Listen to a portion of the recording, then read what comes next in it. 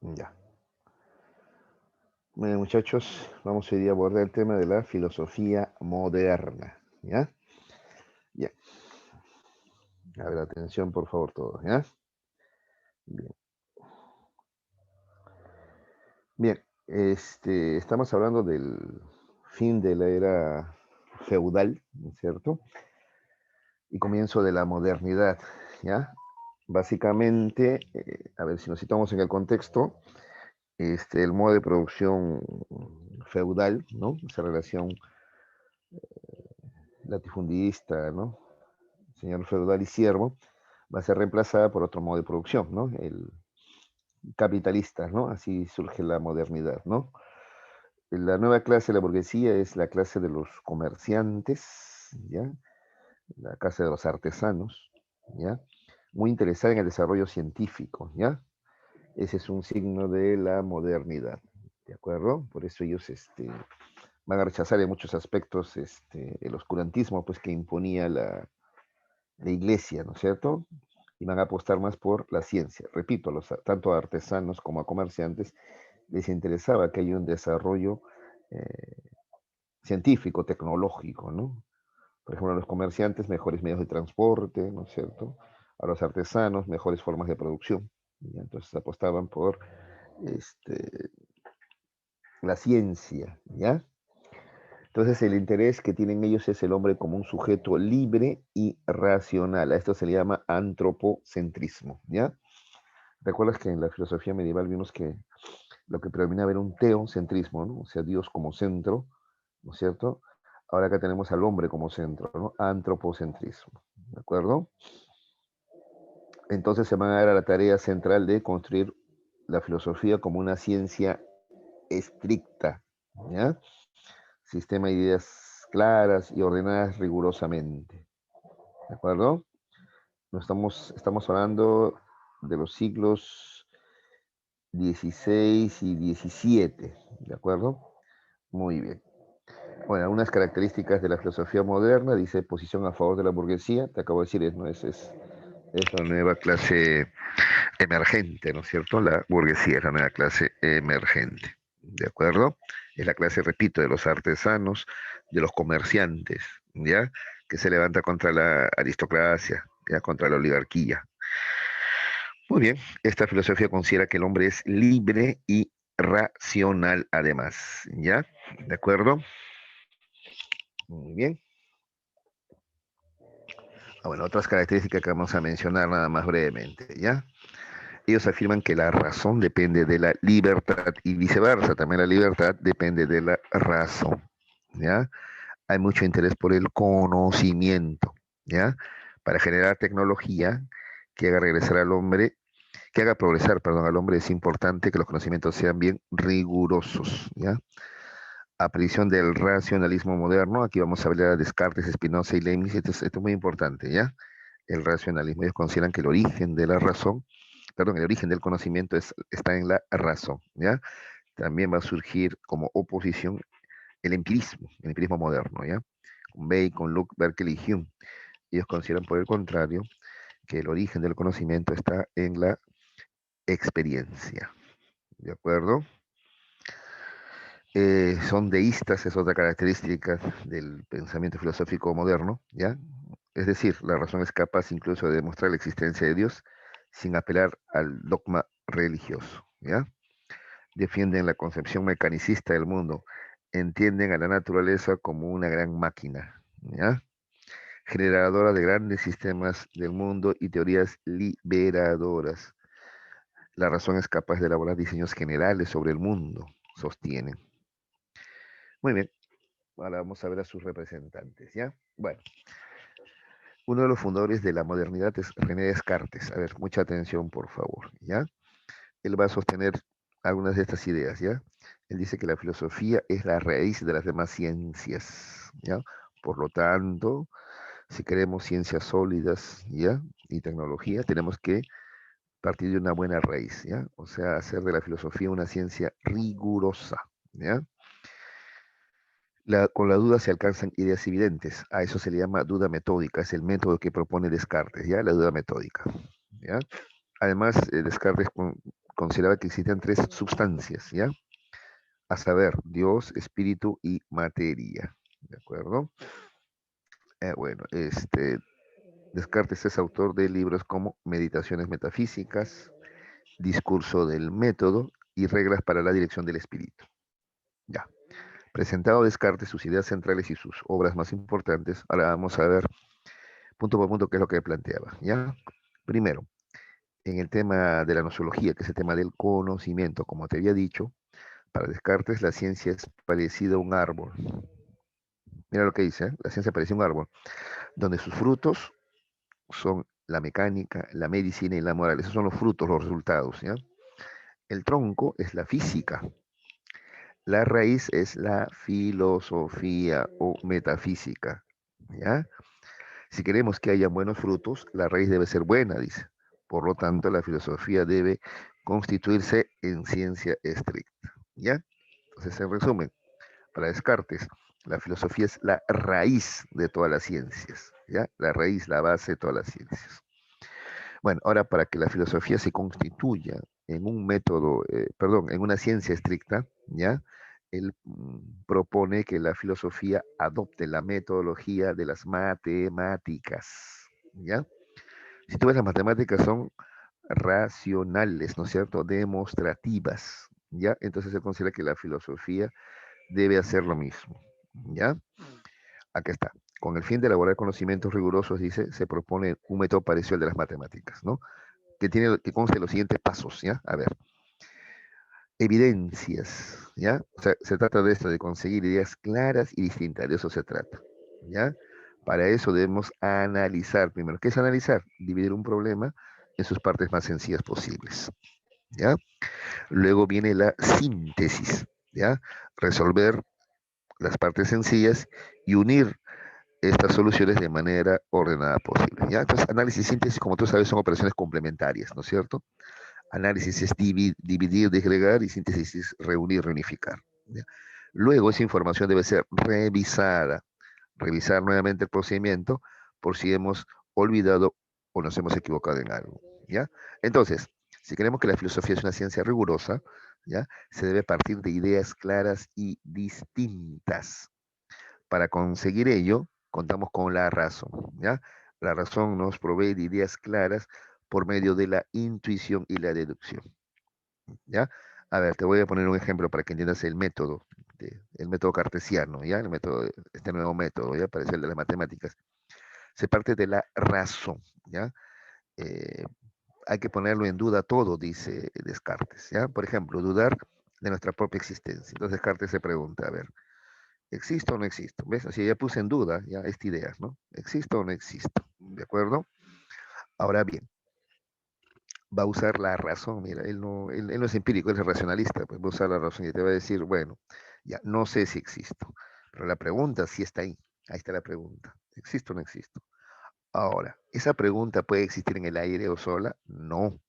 Esa pregunta tuvo que habérsela planteado a alguien. Esa pregunta la planteé yo. Por lo tanto, si existe la pregunta, también existo yo.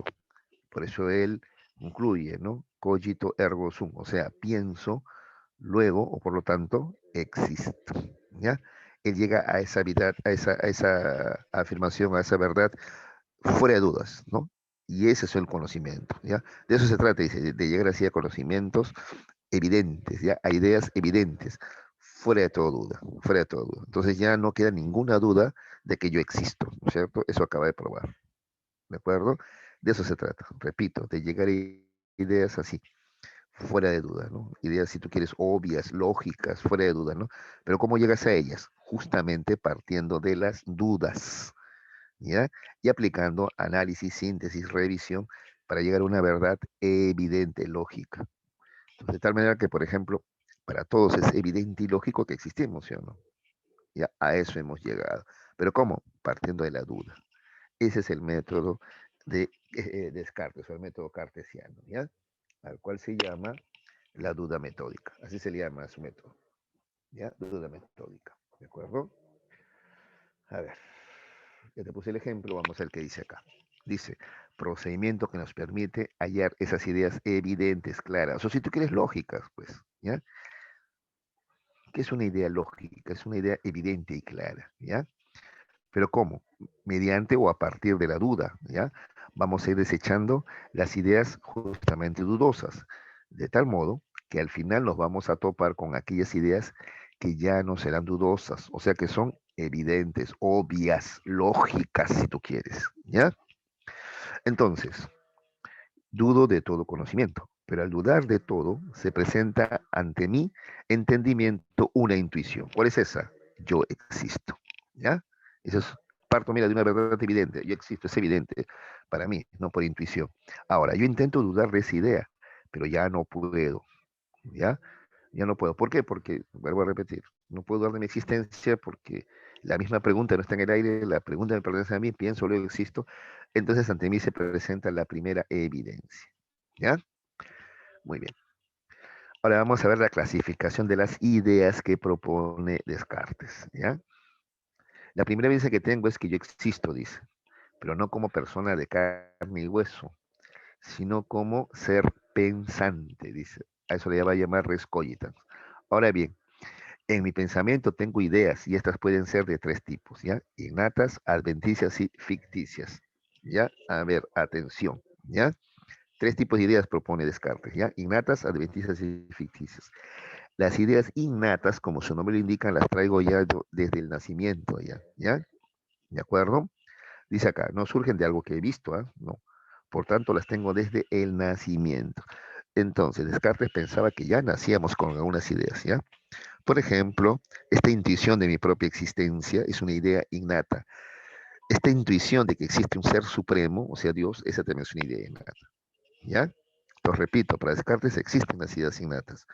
Luego tenemos las ideas adventicias. ¿Ya? Estas ideas adventicias sí se logran a través de los sentidos. ¿Ya? Por ejemplo, los colores, ¿no? El- la temperatura, ya son cosas que yo puedo captar con los sentidos. ¿Ya? Entonces, ideas como azul, frío, calor, son ideas que yo he logrado con mis sentidos. ¿De acuerdo? Ya. Luego tengo las ideas ficticias. ¿Ya? Son aquellas las que inventamos voluntariamente. Tienen que ver con la imaginación. Pues, por ejemplo, un unicornio, una sirena. ¿Ya? Esas son ideas ficticias que yo he inventado producto de la imaginación. ¿Ya? Entonces ahí están los tres tipos de ideas que propone Descartes. ¿Ya? De aquí vamos a destacar las ideas innatas, ¿ya, muchachos? Entonces, para Descartes existe ideas innatas, ya nacemos con ideas. Y ese es un debate, porque vas a ver que luego hay otros pensadores que consideran que no, que cuando nacemos no tenemos ninguna idea, ¿ya? Que nuestra mente está en blanco, dicen otros. Pero para Descartes no, para Descartes nacemos con ideas. Y la prueba, repito, que él señala, que él pone para probar la existencia de estas ideas innatas, es que, por ejemplo, todos tienen la intuición de su propia existencia y todos creen en algún tipo de Dios, ¿no?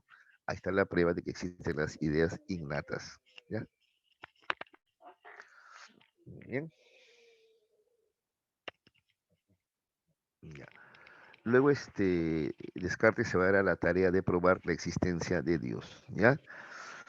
De la siguiente manera. Dice, tengo la idea innata de Dios, ¿ya? Esta es la idea de un ser infinito, ¿no es cierto? Todos pensamos que Dios es infinito, ¿ya? Así dice él, ¿no? Ahora, yo soy consciente de que yo, en cambio, como ser humano, soy finito, ¿ya? Por lo tanto, de algo finito, como el ser humano, no puede surgir algo infinito como Dios. Por lo tanto, ¿no? Dios existe, ¿ya? Esa es una prueba de la existencia de Dios, ¿ya? En resumen, que de un ser finito como el hombre no puede surgir, ¿ya? Una idea infinita como la de Dios, ¿no? Eso no es posible, ¿ya? Entonces tiene que, la idea de infinito tiene que surgir de alguien infinito, que es Dios, ¿ya? ¿Qué más? Dios, esta es muy parecida. Dios es la idea de un ser perfecto. Ahora, yo soy imperfecto. Lo mismo, pues de un ser imperfecto como yo no puede surgir una idea perfecta, ¿ya? Por lo tanto, Dios existe, pues, ¿ya? Independientemente de mis ideas, de mi voluntad, ¿ya? Porque, repito, a mí como ser humano imperfecto no se me puede ocurrir una idea tan perfecta, ¿ya? Entonces, esto existe fuera de mí, ¿de acuerdo? Ya. Y tercera prueba de la existencia de Dios, dice, toda propiedad que posea un objeto que conozco claramente, la posee realmente, ¿ya? Comprendo claramente que Dios es un ser perfecto, por tanto tiene los mejores atributos. La existencia es un atributo necesario de la perfección, por lo tanto Dios existe, ¿no? ¿De acuerdo? ¿ya? O sea, los atributos corresponden a cosas. Perfección es un atributo. Y esa perfección tiene que corresponderle a algo o a alguien, pues, ¿sí o no? O sea, no es que la idea de perfección surgió de la nada. No, la idea de perfección surgió de algo o de alguien, ¿no? ¿De dónde surge la idea de perfección? De Dios. Por lo tanto, Dios existe. No hay otro ser perfecto, ¿ya? Como ves, mira, las pruebas que presentan, que presenta Descartes para probar que Dios existe son eso, racionales, ¿no? Un empirista, ¿ya? En cambio, ¿qué le diría? Un empirista dice, a ver, demuéstrame, ¿dónde está Dios? A ver, ¿dónde lo veo? ¿Dónde lo toco? ¿Dónde lo observo? O dime, a ver, muéstrame un hecho, ¿ya? Así dirían los empiristas, ¿no? ¿Ya? Porque se basan en hechos. En cambio, los racionalistas, ¿no?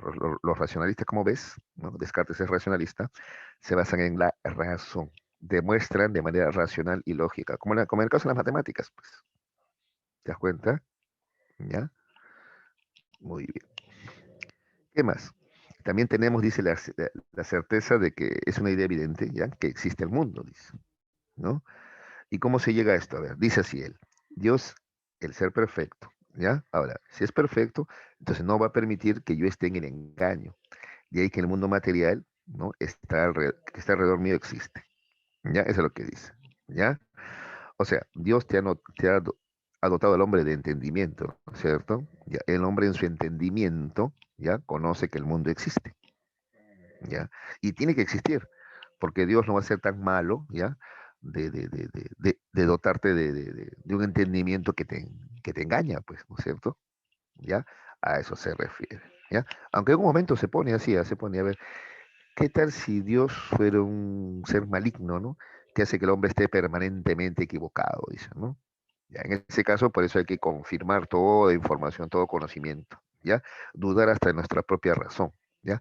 Pero luego dice, no, pues si Dios es perfecto, no puede ser maligno, ¿ya? Y si no es maligno, no puede permitir que el hombre viva en el engaño, no, al contrario, le da conocimientos para que salga del engaño y viva en la realidad, ¿ya? Por lo tanto, el mundo que nos rodea realmente existe, ¿ya? ¿De acuerdo? Es que, a ver, para que te sitúes en el debate, ¿ya? Hay gente que piensa, ¿ya? Que el mundo que nos rodea no existe, puede ser producto de nuestra imaginación nada más, ¿ya? A lo Matrix, ¿has visto la película Matrix? Ya, bueno, hay gente que piensa así, pues todo es producto de nuestra imaginación. O incluso, ¿no? Hay gente que piensa que todo solamente es un sueño nada más, ¿no? Es un sueño nada más y que algún día vamos a despertar, ¿no? ¿Ya? La muerte es el despertar, ¿no es cierto? Así piensan algunos, por ejemplo, ¿ya? En ese sentido, Descartes, que es de los que dicen que hay que dudar de todo, dice, ¿no? Ya, dudemos incluso de que el mundo que me rodea existe. Ya, capaz si no existe todo el mundo que me rodea, todas las cosas, los árboles, el mar, todo lo que me rodea, ya, capaz si no existe, dice. Ya, pero luego dice que sí existe, pero repito, ¿cómo llega a esa conclusión? Según el razonamiento que te acabo de plantear, ¿no? Sí, el mundo existe porque el hombre lo percibe, ¿no? Ah, no, pero el hombre de repente entiende mal. No, no puede ser porque Dios ha creado al mundo, al hombre, le ha dado esa capacidad de razonamiento y no puede ser tan malo de que esa capacidad de razonamiento que le dio sea pues equivocada. ¿De acuerdo? Esos son los argumentos de Descartes. En cuanto al tema metafísico u ontológico, a ver, atención, ¿ah? Para Descartes existen tres clases de sustancias, ¿ya? La res infinita, que es Dios. Y luego tenemos la res cogitans, que es el pensamiento o espíritu, y la res extensa, que es la materia, pues la materia tiene extensión, ¿ya? ¿De acuerdo? De estas, el hombre tiene dos. El hombre tiene res cogitans, que es pensamiento, y res extensa, que es materia. El único que tiene pensamiento y materia en su ser es el hombre, ¿no? De ahí se deriva la postura dualista de Descartes, ¿no? ¿Por qué dualista? Porque plantea que el hombre está compuesto de dos substancias, ¿ya?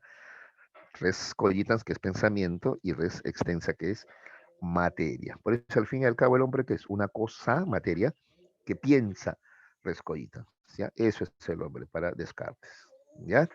Y Dios está por encima. Dios es res infinita, es otra sustancia. ¿De acuerdo? Muy bien. Hasta ahí a Descartes. ¿Alguna pregunta? A ver, chicos, con toda confianza, por favor. ¿Ya? Entonces, a ver, de Descartes tenemos que destacar algunas cosas, ¿ya? A ver, en resumen, a ver, recordar, para él, ¿ya? Entonces, la filosofía es la raíz del conocimiento, de las ciencias, ¿ya? No te olvides, ¿no? Para él todo la ciencia como un árbol, el tronco es la física, ¿no es cierto? Las ramas, las demás ciencias, y los frutos es la tecnología, pues, ¿no es cierto? Ya, pero la raíz de todo este conocimiento, de toda esta ciencia, ¿quién es? La filosofía, ¿no es cierto? Por eso dice, es muy importante la filosofía, ¿no? Pues la filosofía debe constituirse en una ciencia estricta, dice. ¿Y cómo logramos que la filosofía se convierta en ciencia estricta? Aplicando el método cartesiano. ¿Cuál es el método cartesiano? El método de la duda metódica, ¿ya? Dudar, ¿ya? De todo para justamente llegar luego a verdades fuera de toda duda. A esas verdades fuera de toda duda les llama verdades evidentes, ¿no es cierto? Verdades evidentes, ¿no? ¿Ya? Como las matemáticas, por ejemplo. A ver, ¿alguien duda de que uno más uno es 2? Nadie duda de que uno más uno es 2, ¿no es cierto? Es un axioma, ¿ya? Es una verdad evidente, ¿ya?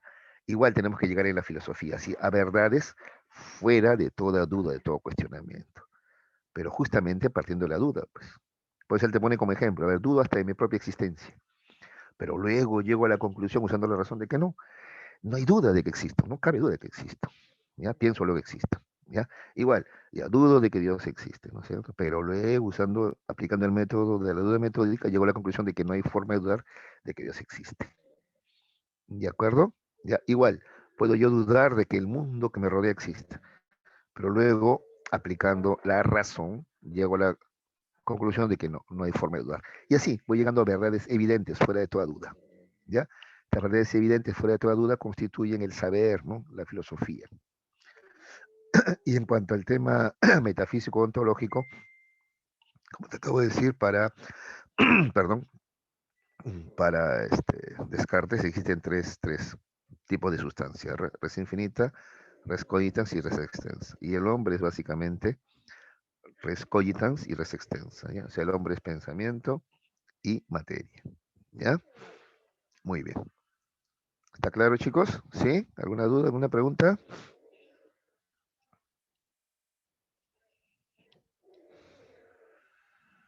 A ver, los escucho. ¿Todo claro? A ver, ¿hay alguna pregunta creo en el chat? ¿O no? Ah, no, me están saludando. ¿Qué tal, Nicolás? ¿Cómo estás? Toledo, ¿qué tal? Ya, si no hay preguntas voy a continuar. ¿Ya? Entonces te Descartes, ¿sabe? Deberían anotar algunas ideas, ¿ya? Descartes es entonces racionalista. Él cree que la razón es el origen del conocimiento. Por eso mira cómo toma las matemáticas como modelo. Pues, ¿ya? Las matemáticas son racionales. Hay un ejemplito, espero que ayude esto a comprender mejor. A ver. Mira, las ciencias empíricas son las que se prueban en hechos, ¿ya? ¿De acuerdo? Si yo digo que las hojas contienen clorofila, yo me voy a cualquier parque, arranco hojas y lo puedo verificar en los hechos, ¿ya? En cambio, las matemáticas no son así, las matemáticas son más bien racionales. Si yo quiero probar, a ver, que la suma de los ángulos de un triángulo equivalen a 180 grados, dime, ¿a dónde en la naturaleza o en el mundo me voy? Es que eso no se prueba empíricamente, eso se prueba racionalmente, ¿no? Se demuestra racionalmente, ¿ya? Esas son las matemáticas, ¿ya? Y ese es el método que tiene que imitar la filosofía, según Descartes, ¿ya? Utilizar el raciocinio, ¿de acuerdo? Por eso, repito, Descartes es racionalista, ¿ya? Y en el tema antropológico es dualista, porque considera que el hombre es res cogitans y res extensa, ¿ya? Listo, vamos a continuar ya, chicos. Entonces está en tu resumen, ¿ah? ¿Ya?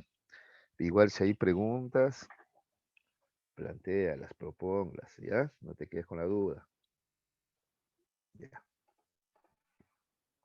Vamos a ir ahora a Baruch Spinoza primero, ¿ya? Baruch Spinoza es otro racionalista también, ¿ya? Entonces, para él también, ¿ya? La razón es la fuente del conocimiento, ¿ya?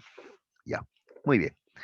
Él es autor de Ética demostrada según el orden geométrico. Ese es el libro de Spinoza, ¿ya? Que es de origen judío, ¿ya? Bueno, él dice que la finalidad ética del conocimiento, ¿ya? Es la felicidad. O sea, ¿para qué conocemos? Para ser felices, pues, ¿ya? El objetivo de la filosofía es la felicidad, ¿ya? ¿Y cómo se obtiene esa felicidad? ¿Ya? Sabiendo que Dios es el único realmente existente. ¿Ya? Esa es la idea de Spinoza, entonces. ¿De acuerdo? ¿Ya? La filosofía te permite la felicidad a través de comprender, repito, que Dios es lo único realmente existente. Dios es el ser, entonces, ¿ya?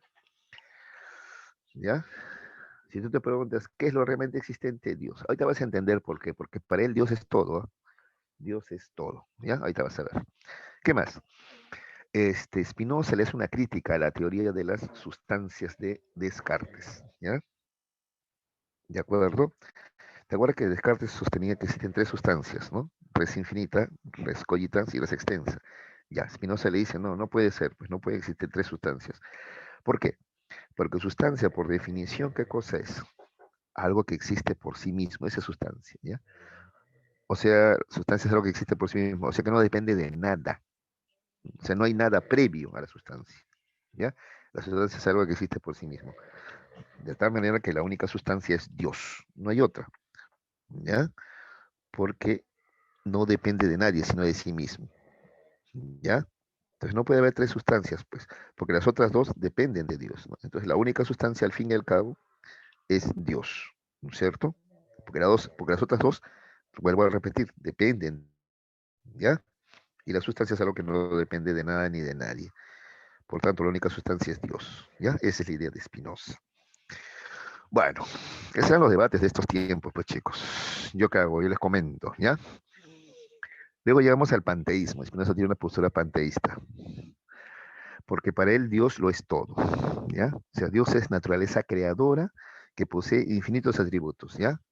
De los cuales el hombre solamente puede conocer dos de sus atributos de Dios. ¿Cuáles son? Dios conoce el espíritu y la materia, ¿ya?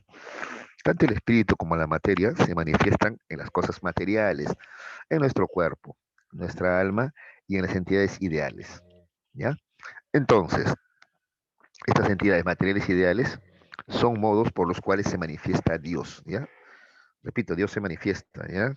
En entes ideales y en entes materiales, ¿ah? ¿Ya? Entonces, todo es Dios, todo lo que nos rodea es Dios, ¿ya? De ahí que Dios no solamente es naturaleza creadora, sino también es naturaleza creada. ¿Te das cuenta? O sea, Dios no solamente es el que creó todo el mundo, sino que Dios también es el mundo mismo también. Esa es la postura de Spinoza, ¿ya? ¿De acuerdo? Natural, dice naturans, que es naturaleza creadora, y naturata, que es naturaleza creada. ¿Ya? ¿De acuerdo? Ya. Muy bien. Yo te decía por eso, cuando alguna vez le preguntaron a Albert Einstein si creía en Dios, él respondía que creía en el Dios de Spinoza, ¿no? Porque él entiende a Dios así como una fuerza, ¿ya? De la naturaleza, como la naturaleza misma también, ¿ya? Y como la fuerza de la naturaleza que genera el cambio, la evolución, ¿ya? Ese es Dios para Spinoza. No es un viejito barbudo que se mete en la vida de las personas o decide el destino de las personas. No, no, no, no. Así no le entiende Spinoza, ¿ya? Sino como naturaleza creadora y la naturaleza misma, o sea, la naturaleza creada. ¿De acuerdo? Ya, ese es Spinoza. ¿Alguna pregunta?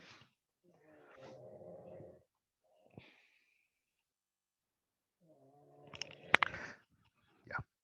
Entonces, Spinoza tendremos que quedarnos por lo menos con esta idea, ¿ya? Cómo critica a Descartes con esa teoría de las sustancias, ¿no? No, pues, si la sustancia es algo que no depende de nada anterior, no puede existir tres sustancias, pues. Lo primero tiene que ser una sola sustancia, ¿no? Y esa única sustancia tiene que ser Dios, que además es todo, ¿no? Naturaleza creada y creadora. ¿Ya? Esa es la idea de Spinoza. ¿De acuerdo, chicos? ¿Alguna pregunta?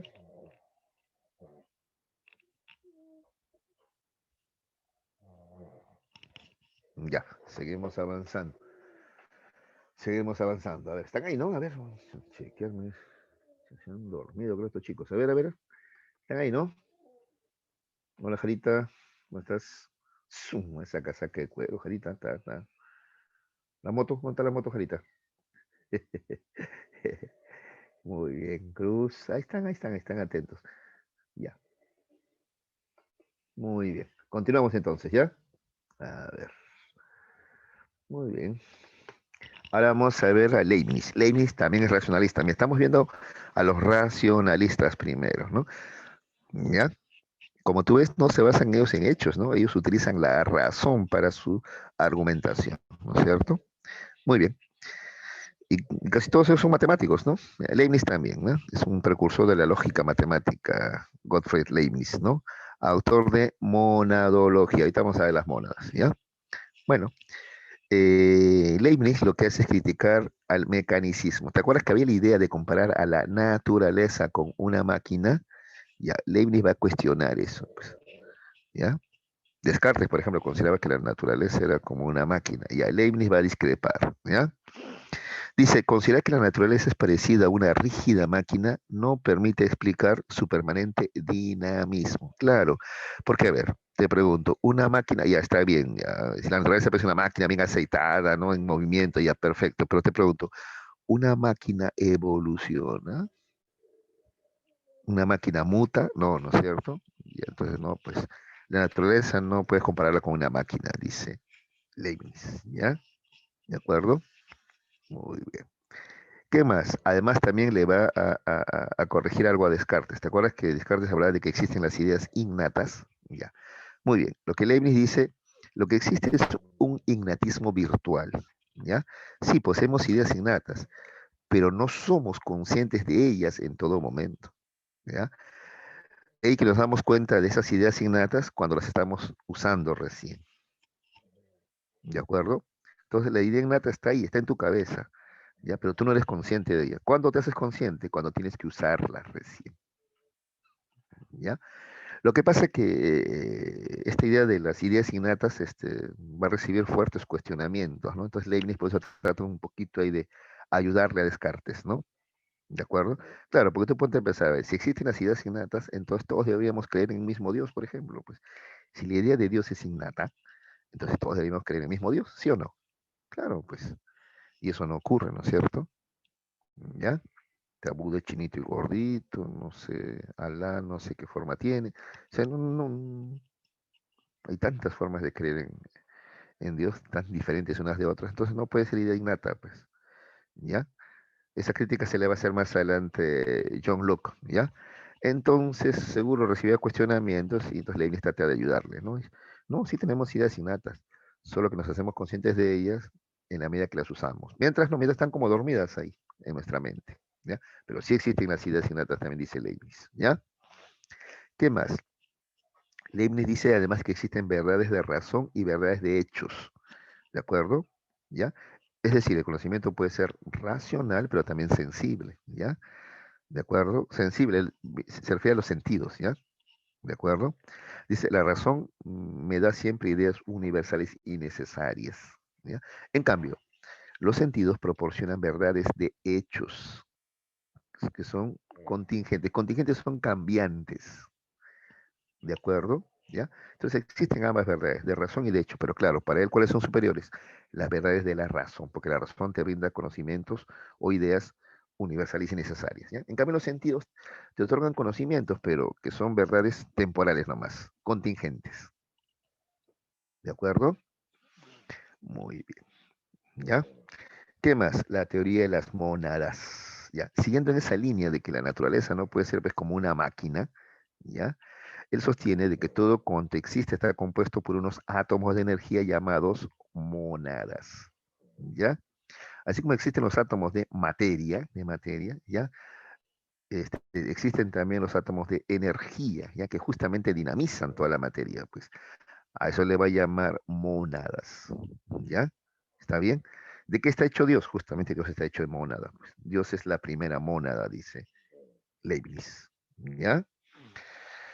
¿Qué más? Otra cosa que a destacar en Leibniz es su optimismo, ¿ya?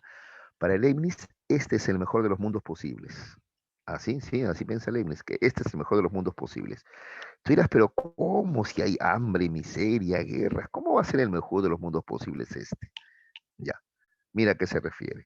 Leibniz dice, Dios es el organizador del mundo, ¿no es cierto? ¿Ya? Le da una adecuada armonía a las mónadas para que todo funcione de la mejor manera. Por eso, pese a que podamos observar que existen problemas, este es el mejor mundo posible, ya que fue hecho por Dios y él hace las cosas de la mejor. Ese optimismo, ¿no? Dicho de otra manera, este es el mejor de los mundos posibles porque Dios lo ha hecho y Dios es perfecto, pues. O sea, no hay de otro, ¿no es cierto? ¿Ya? Ese es el optimismo de Leibniz, ¿ya? Muy bien. ¿Qué más? Principio de razón suficiente. ¿Ya? Él dice que todas las cosas que existen, existen por una razón. Nada existe por gusto, por las puras, no. Todo lo que existe tiene una razón de ser, ¿ya? A ver, veamos, entonces el principio de razón suficiente. Dice, el mundo es una cadena de cosas interconectadas entre sí, ¿de acuerdo? Todo está interconectado, ¿ya? Por tanto, no existe ningún hecho aislado, no existe nada aislado, todo está interconectado, ¿ya? Nada entonces está por gusto, ¿ya? Todo cuanto existe tiene su razón de ser, porque una causa, ¿ya? Su porqué, o sea, una causa que justifica racionalmente su existencia, ¿de acuerdo? ¿Ya? Entonces todo tiene su razón de ser. ¿Ya? Eso lo hemos entendido mejor ahora nosotros, ¿no? Por ejemplo, antes nos quejábamos de repente, los insectos, ¿para qué existen? Solamente para molestar al humano. Ahora entendemos que los insectos también son necesarios, ¿no? Por ejemplo, la abeja, ¿no? Hoy se sabe, mira, como dependemos de este insecto, ¿no? Si dice que si desaparecieran las abejas, 50 años después probablemente el hombre también se extinguiría, ¿no? Porque la abeja es la que permite la polinización de las plantas, ¿no es cierto? ¿Ya? Imagínate. Entonces todo está relacionado, todo está vinculado y todo, hasta el insecto más insignificante, tiene una función, existe por algo, tiene su porqué, tiene su razón de ser. ¿Ya? A eso se llama principio de razón suficiente. ¿Ya? Este concepto a mí me parece muy interesante, ¿no? Tendremos que analizar. Y eso de que todo está interconectado también, por ejemplo, ¿no? ¿De acuerdo? ¿Ya?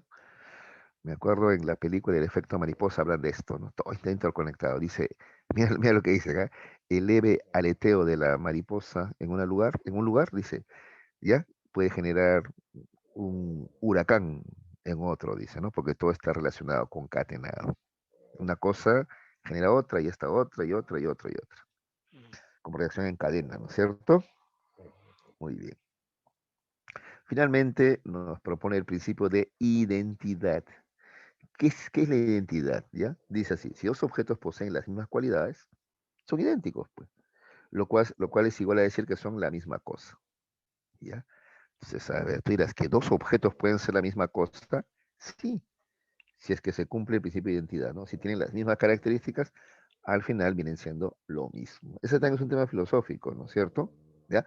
Porque alguien puede pensar, no, dos cosas son eso, dos cosas, o sea, no pueden ser lo mismo, son dos cosas, no, pero dice, no, pero si esas dos cosas, sean dos o tres, tienen las mismas características, al final es la misma cosa nomás. Si es posible, entonces, que varias cosas sean la misma cosa a la vez, ¿de acuerdo? ¿Ya? Por ejemplo, ya pensamiento y existencia. Pues si el pensamiento refleja fielmente la existencia, al final, ya ser y pensar pueden ser la misma cosa también, por identidad, pues, porque son idénticas. ¿De acuerdo? Listo. Ese es el pensamiento de Leibniz, chicos. A ver, ¿alguna pregunta?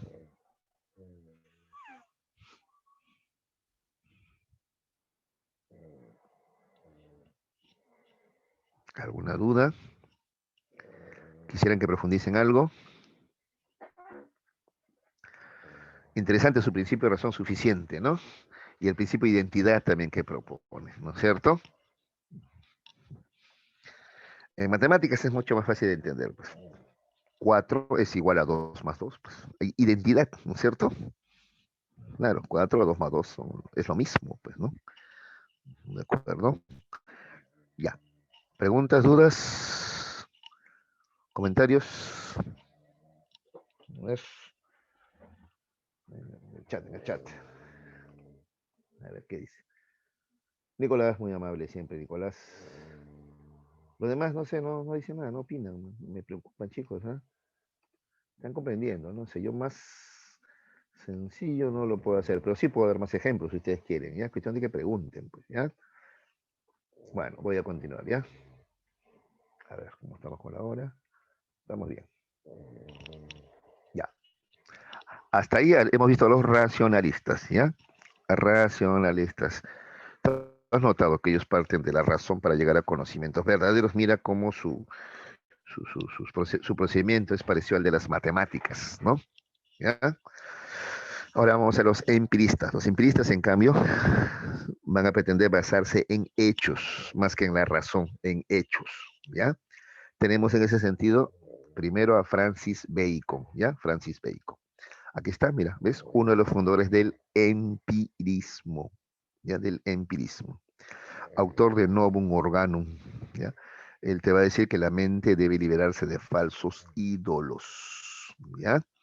La inducción es el método para conocer con certeza, además. Ahí se ve su empirismo, ¿no? Cuando propone el método inductivo, ¿ya? Y que al final se trata de conocer para poder, ¿qué cosa? Controlar la naturaleza. Pues conocer es poder, dice él, por eso. ¿Ves? Es práctico, ¿no? A ver, veamos. Crítica a la deducción, ¿no? Ya, mira, después de todo lo que hemos visto, creo que lo vas a entender mejor a Bacon. Bacon dice que los argumentos deductivos, o si tú quieres racionalistas, ¿no es cierto? ¿Ya? Solo son juegos de palabras, dice, que promueven los religiosos.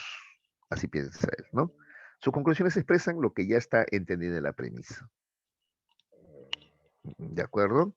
¿Ya? Por ejemplo, ellos parten de la premisa que Dios existe, pues, ¿no es cierto? ¿Y llegan a qué conclusión? A la conclusión de que Dios existe, pues. Entonces, ya. Parten ya con, si tú quieres, prejuicios, pues, ¿no? Ya, así pensaba él, ¿no? Claro, yo no me he dado la tarea, por ejemplo, de responder a lo que dicen Descartes, Spinoza, por ejemplo, sobre la existencia de Dios y otras cosas, ¿no? Porque ahorita no es mi función, ahorita es presentarte las ideas que ellos presentan, ¿no? Pero Bacon discrepaba con ellos, pues. Por ejemplo, ese argumento de que, a ver, Dios existe porque es infinito. La mente humana es finita. Entonces Dios no puede caber en una mente humana tan limitada. Por lo tanto, si es que no está en la mente humana, está fuera de la mente humana. Y si está fuera de la mente humana, existe en la realidad, ¿no? Ese argumento, por ejemplo, ¿no es cierto? ¿Ya? Ese argumento, por ejemplo, ¿no? Entonces, para Bacon le parecen, pues, juegos de palabras solamente, ¿ya? ¿De acuerdo? ¿Ya? Muy bien. ¿Qué cosa propone en su lugar Bacon? Bacon propone la inducción como método, ¿no? Entonces, la deducción. A ver, acuérdate, a ver, creo que me estoy olvidando de hacerte acordar esto, ¿no? La deducción es partir de lo general para lo particular, ¿no? En cambio, la inducción sigue el sentido contrario. Tú partes de la observación de entes particulares y luego llegas a generalizaciones, ¿no es cierto? Ya, ese es el método adecuado. Tú tienes que partir de hechos, pues, de hechos particulares y luego generalizas. ¿Ya? Este perro ladra, el perro de mi vecino ladra, el perro del colegio ladra, el perro de otro país ladra. Conclusión, todos los perros ladran. ¿Ves? Es el método inductivo. De la observación particular tú llegas a hacer generalizaciones, ¿ya? Ese es el método, ¿ya? Que realmente propicia el progreso de las ciencias, dice, ¿ya? A ver, veamos. La inducción como método, dice. El saber únicamente progresa cuando partimos de los hechos y luego generalizamos. ¿Ya? De eso se trata. Porque eso de partir como hacían los racionalistas, ¿no? De ideas generales, ¿no? Para luego llegar a la misma conclusión, ¿no? Eso no es conocimiento para él, pues, ¿ya? Y además dice, mientras más experiencia tengamos con la realidad material, nuestras generalizaciones serán más exactas todavía. Claro, ¿ya? Por ejemplo, tú ves un cuervo negro aquí, ves un cuervo negro en Estados Unidos, ves un cuervo negro en Francia, un cuervo negro en China. Ah, todos los cuervos son negros, dices tú. Ya, ahora vas a tener más certeza si observas más cuervos. Entonces, a la India, en África, o sea, cuando más hechos, ya, tu generalización va a ser más sólida. Eso se refiere. ¿Ya? Ese es el método inductivo, ¿ya? De lo particular a lo general, ¿ya? Ese es el método adecuado que deben seguir las ciencias. Pero todo, mira, partiendo de razonamientos, no. Tú partes de hechos y luego razonas para generalizar, pero primero son los hechos, ¿ya? Ese es el empirismo, ¿ya? Ese es Bacon, ¿de acuerdo? En ese sentido dice que saber es poder, ¿no? El conocimiento al final, ¿para qué conocemos? Pues para dominar la naturaleza, pues para eso conocemos, ¿no es cierto? Ahí también está cuestionando algunos temas, ¿no? ¿No? En lo que se abocan los filósofos. Los filósofos tendrían que abocarse, ¿no? Más al estudio de la naturaleza, ¿ya?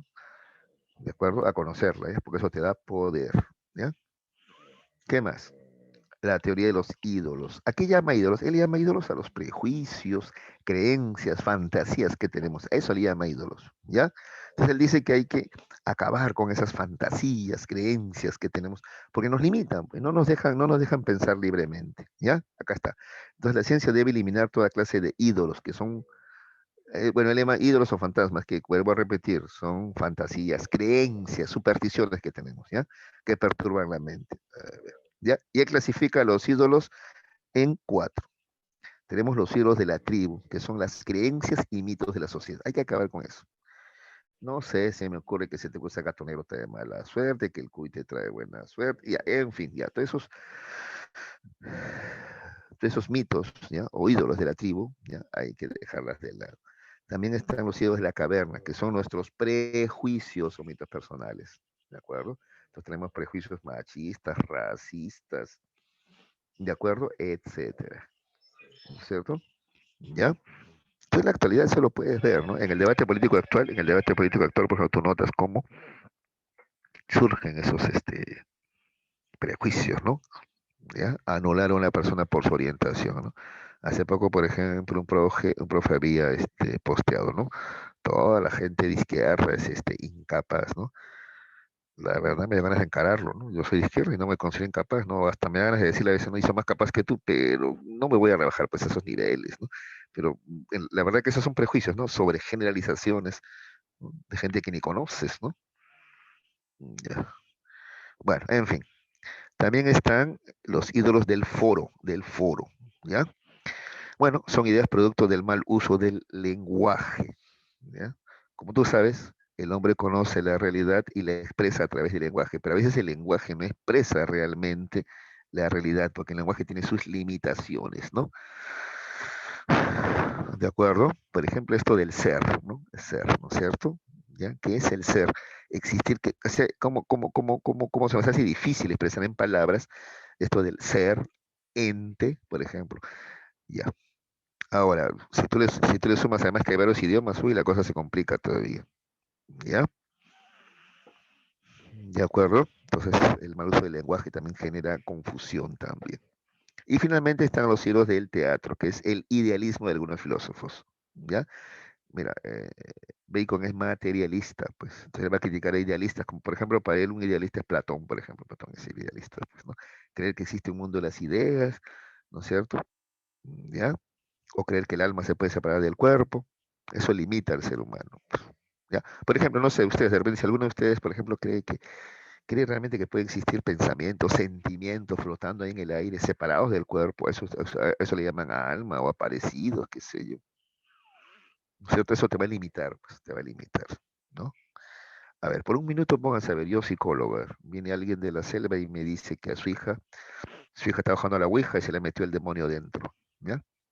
Ya, les cuento, de hecho pasó, cuando estaba trabajando en Maranguita y también tuve una paciente de ese tipo también, ¿no? Ahora, imagínense que yo me asusto, ¡ah! Se le metió el diablo, entonces vaya a exorcismo, no venga con el psicólogo, que soy yo, sino vaya con el sacerdote pues, para que le haga exorcismo, imagínate, ¿no?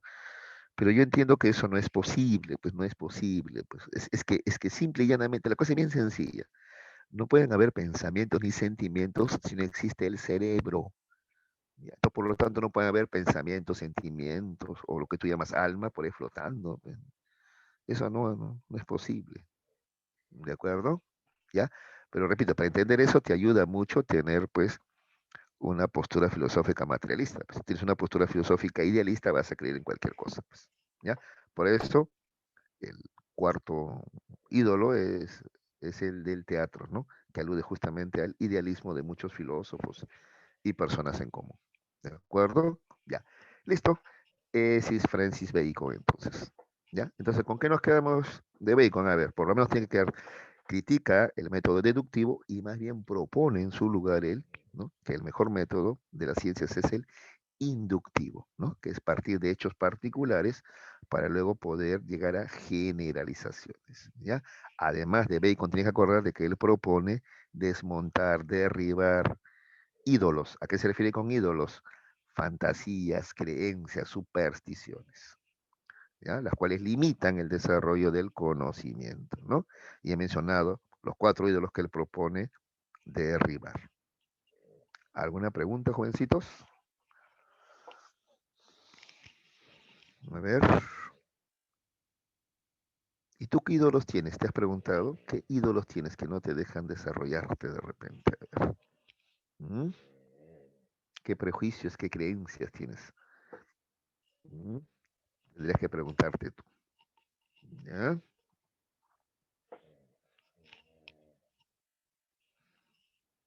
Por ejemplo, hay muchas personas que tienen pensamientos deterministas, ¿no? Que creen que ya la gente nace para. Por ejemplo, eso tú lo escuchas constantemente, ¿no? Es un artista innato, dicen, ¿no? Incluso no saben cómo decirlo, ¿no? Innato o nato, ¿no? Artista innato, o sea, todavía no nació. No, no, no, su capacidad artística es innata, eso quiere decir, ¿no? Y él es un artista nato, o sea, de nacimiento, ¿no? Desde que nació ya, ¿no? Bueno, así no sé ni expresarlo, pero suponen que eso es, ¿no? Algo innato, ¿no? Bueno, yo pienso que no, pues hay ciertas aptitudes sí, innatas, pero ¿no? El que te hagas artista depende mucho de las relaciones sociales, ¿no? Que desarrolles, o sea, cómo estás rodeado, por ejemplo, justamente de arte, pues, ¿ya? Para aprender de arte, pues, ¿no es cierto? ¿Ya? Dicho de otra manera, yo no creo que alguien nazca artista, ¿no? Tú te haces artista. Claro, para algunos que tienen aptitudes, por ejemplo, mejor voz, no sé, mejor motricidad, se les hace más fácil, pues, pero al final es algo que aprendes, no, no con lo que naces, ¿no? Pero en cambio hay gente que no, pues, que cree que se nace, ¿no? Se nace. ¿Ves? Eso es el determinismo. Pues yo nazco, ¿no? Sobre todo los mismos cantantes se hablan así, ¿no? Y no, yo soy un artista nato, dice, ¿no? Innato ya, ¿no? Igual sobre el tema de la homosexualidad también, ¿no? Y dice, no, yo ¿no? Soy un alma de mujer atrapada en este cuerpo de hombre, ¿no? Innato ya, ¿no? Toda la vida. Y no, como yo les he dicho, la identidad sexual se forma, ¿no? Se forma. Bueno, muy bien, chicos. Entonces, a veces esas ideas no nos permiten, repito, razonar correctamente. Hay que derribar por esos ídolos, esas creencias, esas supersticiones, ¿ya? O esa filosofía idealista o determinista que a veces tenemos. ¿De acuerdo? Listo. ¿No hay dudas, preguntas? A ver, ¿qué están haciendo? A ver si no tengo que observarlo, si no. Ahí están, ¿no? Ya está. Ya está. Bueno, voy a continuar entonces. Si no hay preguntas, no hay dudas, continúo, ¿ya? Ahora vamos a ver a John Locke, ¿no? John Locke, de los empiristas que estamos empezando a ver ahora con Bacon, John Locke es otro empirista y es el más destacado de todos, ¿ya? John Locke es de los racionalistas, que hemos visto a Descartes, hemos visto a Spinoza, hemos visto a Leibniz, ¿ya? El más destacado es Descartes, ¿ya? De los empiristas estamos viendo ahorita a Bacon y ahora estamos viendo a John Locke, ¿no? Este es el más destacado, ¿ya? También se le considera el padre del liberalismo, ¿ya? Porque propone las primeras ideas liberales, como vamos a ver a continuación, ¿ya? Autor de ensayos sobre el entendimiento humano y ensayos sobre el gobierno civil. Ahí es donde plantea sus ideas, ¿no? Liberales, ¿ya?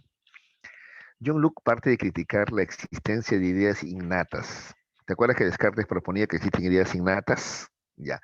Locke cuestiona eso. Dice, no existen ideas innatas, dice. Porque si fuese así, todos tuviéramos exactamente esas mismas ideas innatas, pues porque no son aprendidas, sino son innatas, ¿sí o no? Entonces todos tendríamos las mismas ideas, ¿no? Incluyendo a los niños pequeños, los locos y los indígenas americanos, ¿ya? Pero no es así, pues. Por ejemplo, un niño pequeño no tiene la lógica que tiene un adulto. Un loco no tiene ninguna lógica, ¿no es cierto? Y por ejemplo, los indígenas americanos tendrían que creer, si la idea de Dios es innata, los indígenas americanos tendrían que adorar a este Dios, ¿no es cierto? Pero no, ellos adoraban a la naturaleza, ¿no es cierto? Entonces, por tanto, la idea de Dios no es una idea innata, ¿ya? Ese es el argumento de loco. Repito, no existen ideas innatas porque si no todos tendríamos las mismas ideas innatas. Y si tú ves, no es así, ¿ya? ¿De acuerdo? Es más, el niño ni siquiera tiene conciencia del yo, por ejemplo, el niño pequeño, el infante, ¿no? Eso lo irá aprendiendo luego, ¿ya? ¿De acuerdo? Sí, no tiene conciencia el yo, no, no, no.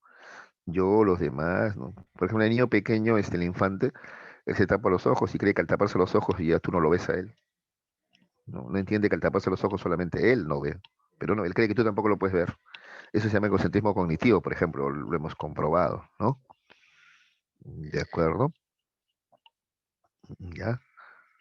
O mi hijito, por ejemplo, él se cae y dice, se cayó, se cayó. Entonces le digo, no, no se cayó, me caí, y me indico a mí, ¿no? Entonces, ¿sabes qué hace él? Él me indica a mí y me dice, me caí. No, tú te caíste. Entonces le digo ahora, tú. Entonces él agarra y se indica a sí mismo y dice, tú cayó. Ay, no, no, no tiene todavía conciencia del yo él. ¿Te das cuenta? ¿Ya? Bueno, y así. Entonces, cierta idea del yo, de mi existencia, de Dios, fueran innatas, todos, los niños pequeños, los locos, todos tendríamos que tener las mismas ideas. Pero John Luke dice, eso no es así, ¿no? ¿Qué más? El origen de las ideas es la experiencia. Acá está su empirismo, ¿ya? Entonces, el origen de las ideas no es la razón, sino la experiencia. Ahora, hay dos tipos de experiencia, ¿ya? La externa y la interna. La experiencia externa es la sensorial, ¿ya? Vista, oído, tacto, olfato y gusto, ¿ya? Capta las cualidades provenientes de las cosas del exterior, por eso se llama experiencia externa. Y la experiencia interna viene a ser la reflexión o razonamiento, pues, ¿ya? Acá tenemos la memoria, deseo y el razonamiento, ¿ya? Procesa la información proveniente de la experiencia externa. Entonces existe, sí, existe una experiencia externa y una experiencia interna, pero ¿cuál es primero? La experiencia externa, la sensorial es primero, ¿de acuerdo? ¿Ya? A ver, dice, la experiencia, ¿ya? Te permite captar las cualidades. Ahora, ¿qué son las cualidades? Las cualidades son como fuerzas que estimulan los sentidos. Las cualidades de una cosa, por ejemplo, las cualidades, una cosa, ¿qué cualidades tiene? Color, colores, ¿no? Y esas son las cualidades de las cosas. Estas cualidades las captamos nosotros con los sentidos, ¿ya? Sin embargo, John Luke establece que existen dos tipos de cualidades, las primarias, a las cuales llama objetivas, y las secundarias, a las cuales llama subjetivas, ¿ya? Las cualidades primarias dependen del medio exterior, ¿ya? Por ejemplo, el movimiento que captamos con los sentidos, la figura y la extensión, ¿no? Que captamos con los sentidos. En cambio, las cualidades secundarias o subjetivas, esas dependen de los estados de nuestra mente, ¿ya? Por ejemplo, el color, el sabor, el gusto, la textura, el sonido. Profe, ¿pero eso también se captan con los sentidos? Sí, pero ahí interviene, según Locke, ¿no? Nuestra subjetividad, ¿de acuerdo? Entonces, de pronto, por ejemplo, tú ves dos colores rojos que son iguales, para ti son iguales, pero otra persona dice, no, hay una ligera diferencia. Este es más claro, este es un poquito más oscuro, por ejemplo. O los gustos, ¿no? Por ejemplo, de pronto, a este ceviche le falta ají. Otro te dice, no, suficiente, está picante, dice, ¿no? ¿Ves? Entonces, sí, depende de nuestros sentidos, pero también algo de nuestra subjetividad, ¿ya? Entonces existen cualidades objetivas y subjetivas. Ya. Todo eso hoy, ahora en la psicología actual se explica mucho mejor, pues se diferencia por eso entre sensaciones y percepciones, ¿no? Bueno, pero en esa época se hablaba así de cualidades primarias y cualidades secundarias, ¿ya? Ahora, la captación de estas cualidades permiten la aparición de las ideas, ¿ya? Porque al final esas son las ideas, pues, captación de las cualidades, ¿ya? Ahora, hay dos tipos de ideas, ¿ah? Ideas simples y ideas complejas. Las ideas simples son producto de la captación pasiva de las cualidades. En cambio, las ideas complejas son producto del trabajo de la mente al combinar estas ideas simples. ¿De acuerdo? Entonces, una idea simple sería cualquier ruido o sonido, por ejemplo. En cambio, una idea compleja ya sería, por ejemplo, la música, por ejemplo. ¿De acuerdo? ¿Ya? Una idea simple podrían ser, ¿no? Un montón de formas y colores. Una idea compleja ya sería entender que todo eso es una pintura, por ejemplo. ¿De acuerdo? Ya. ¿Qué más dice John Locke? Dice que las cosas externas a la conciencia, o sea, las sustancias son incognoscibles. ¿Ya? Dice, lo único que conoce el hombre son sus propias ideas, pues. ¿Ya? Es lo que conocemos, pues. Estas son, estas se forman, dice, cuando La experiencia externa capta las cualidades de las cosas. Entonces, es correcto admitir la existencia de cosas que están fuera de nosotros, llamadas también sustancias, de donde justamente salen esas cualidades, ¿no es cierto? Ya. Pero como solo conocemos ideas, tales cosas son imposibles de ser conocidas. ¿De acuerdo? O sea, algo así como que la realidad tal cual es no la conocemos, sino lo que conocemos son las representaciones que nosotros nos hacemos de ellas. Esas son nuestras ideas. Es lo que conocemos, ¿ya? Nuestra representación. Con los sentidos que tenemos, captamos de cierta manera, ¿no es cierto? Ya, esa representación es la que conocemos. ¿De acuerdo? Entonces, todo esto se resume en eso, ¿ya? Conocemos solamente nuestras propias ideas, ¿ya? No la realidad en sí, de repente, ¿ya? ¿Qué más? Propone la tesis de la tabula rasa, ¿ya? Esto está asociado, pues, a que él está en contra de la existencia de ideas innatas, ¿no? Él dice que cuando nacemos, nuestra mente es como una hoja en blanco. No hay ninguna idea innata, no, no. Al nacer, nuestra mente es una hoja en blanco, ¿ya? Esa es la tesis de tabula rasa. Cualquier idea que va a aparecer en nuestra mente, en ese hoja en blanco, va a ser producto de lo que captemos con los sentidos, va a ser producto de la práctica, ¿ya? Eso es lo que propone Luke con su tesis de tabula rasa, ¿ya? Nuestra mente al nacer es una hoja en blanco.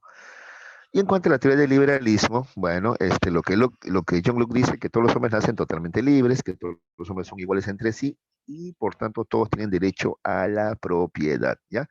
Ese es el liberalismo. A ti te puede parecer muy obvio, pues no, en la época feudal podían tener propiedad solamente los nobles, ¿no?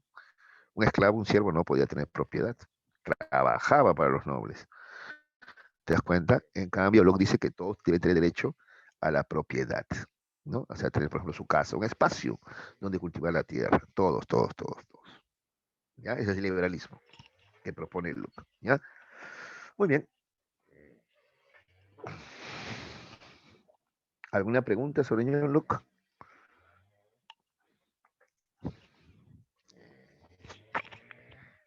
¿Todo claro, chicos?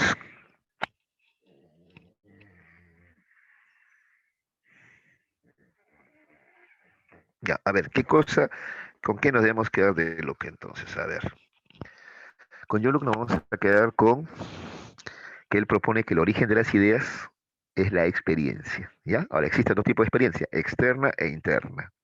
La externa son las sensaciones y la interna son las reflexiones, ¿ya? Ambas experiencias ocurren, pero ¿cuál es primero? Las sensaciones es primero. La experiencia externa, la de las sensaciones, lo que captas con los sentidos es primero, ¿ya? Ahí está el empirismo de Luke, ¿ya? El conocimiento comienza con lo sensorial, ¿ya? Con lo que tú captas con los sentidos, ¿ya? Luego eso tú lo puedes reflexionar, pensar, ¿ya? ¿De acuerdo? Ya con esa idea tienes que quedarte. La otra idea es esta idea de la tabula rasa, ¿ya? Tabula rasa, ¿ya? Que está contra el ignatismo de Descartes, ¿ya? Al nacer no hay ninguna idea innata, ¿ya? Cuando nacemos nuestra mente es como una hoja en blanco, ¿ya? También tienes que quedarte con que el hombre lo que conoce son sus propias ideas nada más. Es lo que el hombre puede conocer, ¿ya? No conoce la sustancia o cosas que están fuera de su conciencia. Él conoce solamente lo que está en su conciencia, ¿ya? Y finalmente, la teoría del liberalismo, ¿ya? Listo. Con eso tienes que quedarte al menos de John Locke, ¿ya? ¿Preguntas? ¿Todo está claro?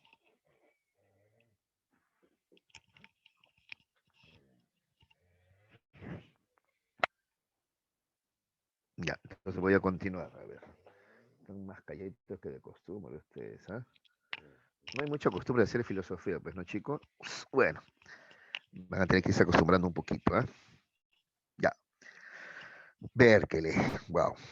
Berkeley es empirista, pero es idealista. Acá comienzan los problemas, ¿ya? Pero bueno, vamos a verlo brevemente nomás, ¿ya? Berkeley es un obispo, pues mira, él es empirista, entonces para él el conocimiento comienza con la información sensorial, con los hechos, pero al mismo tiempo él es idealista, ¿ya? Bueno, vamos a ver. Primero, critica la teoría de las cualidades de Locke, ¿ya? ¿Te acuerdas que Locke hablaba de cualidades, ¿no es cierto? Objetivas, movimiento, ¿no? Forma, figura, esas son las cualidades objetivas. Y las cualidades subjetivas eran el sabor, el color, ¿no es cierto? Ya. Berkeley le va a criticar eso. ¿Sabes qué le dice? Le dice, no, toda cualidad es subjetiva porque depende de una conciencia. Entonces no existen las cualidades objetivas, es lo que dice Berkeley, ¿no? ¿De acuerdo? ¿Ya? A ver, tú tienes que entender esto, porque es que de repente eso te dificulta a ti, ¿no? Hay ciertas cosas en filosofía que tú tienes que conocer, por ejemplo, idealismo, materialismo, subjetivo, objetivo, por ejemplo, ¿no? ¿Ya? Lo subjetivo es aquel que está relacionado con mi interioridad, ¿ya? Con mi conciencia, ¿ya? Y lo objetivo es el mundo externo, que no depende de mi conciencia, de mis gustos, preferencias, de mis pensamientos, ¿ya? Ese es el tema, ¿ya? Ahora, para Locke no existen cualidades objetivas, ¿ya? Toda cualidad es subjetiva, porque todo depende de mi conciencia, de cómo lo capto, cómo lo interpreto yo, ¿de acuerdo? Cómo lo interpreto yo, ¿ya? A eso se refiere Berkeley. ¿No, muchachos? Mi subjetividad. A ver, un ejemplito para entender esto de subjetividad, ¿ya? Ayer me junté con mi primo y justo me estaba contando que dice que lo llama un tipo, ¿no? Un tipo lo llama por teléfono y le dice, hola, primito, ¿cómo estás? Le dice, ¿no? Y dice que a él le pareció que era mi voz, ¿no? Entonces le dice, ¿Guido? Le dice así. Y el otro dice, claro, pues, claro, le dice, ¿no? Ya, para no dar más vueltas. Dice que el tipo le pidió que le deposite, así que le recargue su, o sea, su teléfono con 20 soles, ¿no? Compre una tarjeta y mándame la clave para recargar mi teléfono, por favor, tengo una emergencia, le había dicho, ¿no? Entonces mi primo en todo momento dudaba, ¿no? Porque qué raro que yo le llame pidiéndole que me recargue mi celular, ¿no? Pidiéndole plata, ¿no? O sea, no, es muy extraño. Pero dice que a él le parecía que era mi voz igualita, igualita a mi voz. Entonces, ¿cómo explicas eso? Me dice, primo. Ah, viene la subjetividad, pues. Es que él ya estaba con la predisposición, él ya estaba con la creencia de que, que era yo, ¿no es cierto? Por eso a él le parecía mi voz. Así ocurre, esa es subjetividad, por ejemplo. ¿Te das cuenta? Ya, esa es la subjetividad. O sea, tú ya tienes una intención, un deseo, un pensamiento, eso va a generar que tú ya captes la realidad de una manera. Por ejemplo, él, no es que le falle el oído, ¿ah? No, sino que él ya partió, digamos así, de la idea previa de que era yo. Por eso a él le parecía que era mi voz, ¿no? ¿De acuerdo? Esa es la subjetividad, ¿ya? ¿De acuerdo, chicos? Ya. O por ejemplo, los colores, pues los colores, ¿no? O sea, alguien que conoce de colores va a ver una gama mayor de colores. En cambio, alguien que no conoce va a distinguir menos colores, por ejemplo. ¿Ya? Bueno, en fin, entonces para Berkeley no existen cualidades objetivas. Todas las cualidades de los objetos son subjetivas, o sea, dependen de una conciencia. ¿Ya? Ya. Y por ahí Berkeley se va al extremo. ¿Ya? Berkeley dice que propone la teoría del inmaterialismo. ¿Sabes qué cosa propone Berkeley? Que las cosas son solamente percepciones, nada más. O sea que no existe la sustancia, no existe la materia. Todas son percepciones nuestras.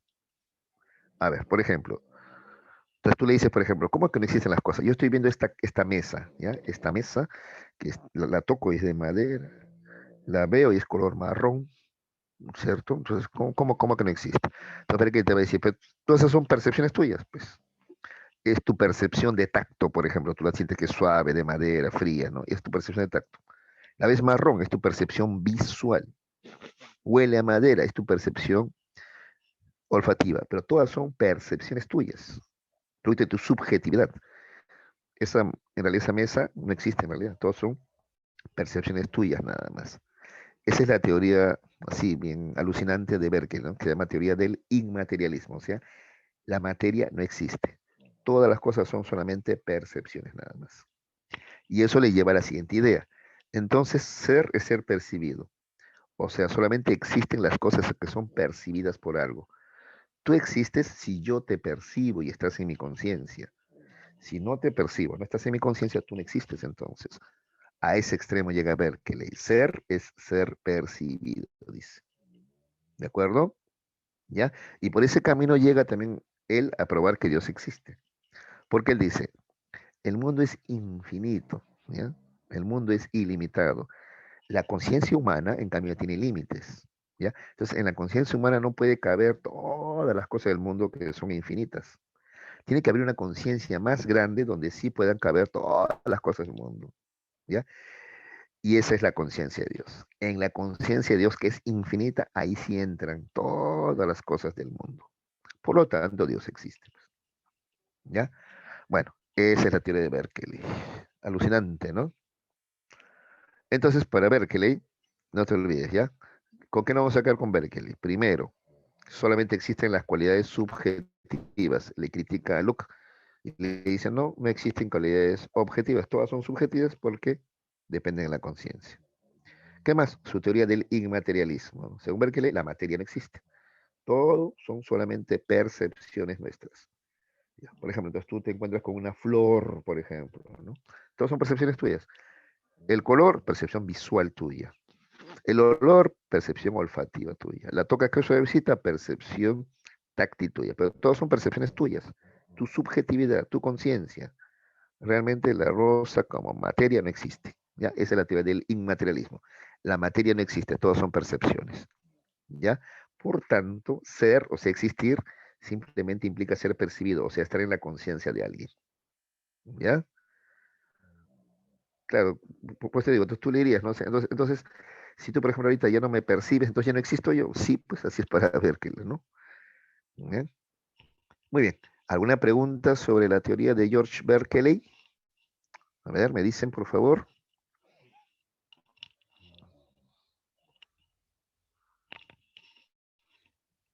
¿Está claro?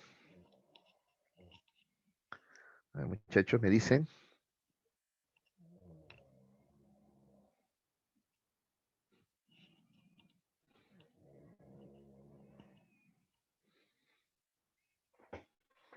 ¿Ninguna?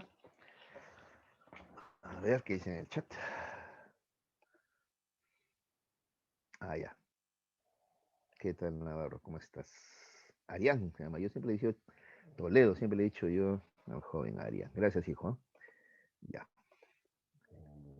Cuando estaba en la universidad, estos temas los estudiábamos también, ¿no?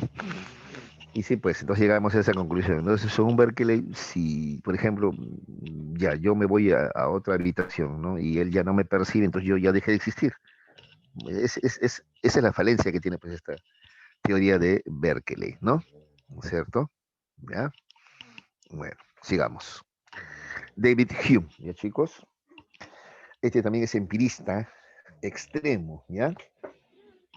Porque él llega a decir un poquito parecido en algunas cosas a lo que decía Berkeley. ¿Qué dice Hume? Solo existen las percepciones. Otra vez, otra vez. Todo lo que existen son solamente percepciones nada más. ¿Ya?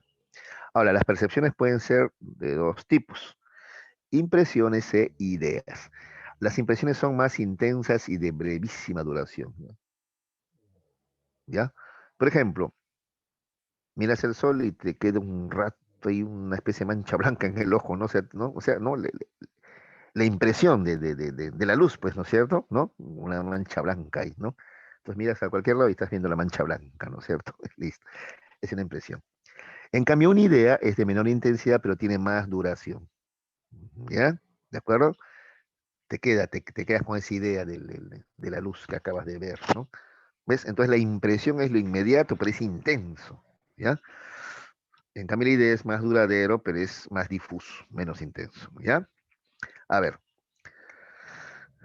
Hume llega a considerar que de lo único que podemos tener certeza es de nuestras propias impresiones y sus productos, que son las ideas. Pues no te olvides que las ideas se derivan de las impresiones. Ahí está el empirismo. Pues.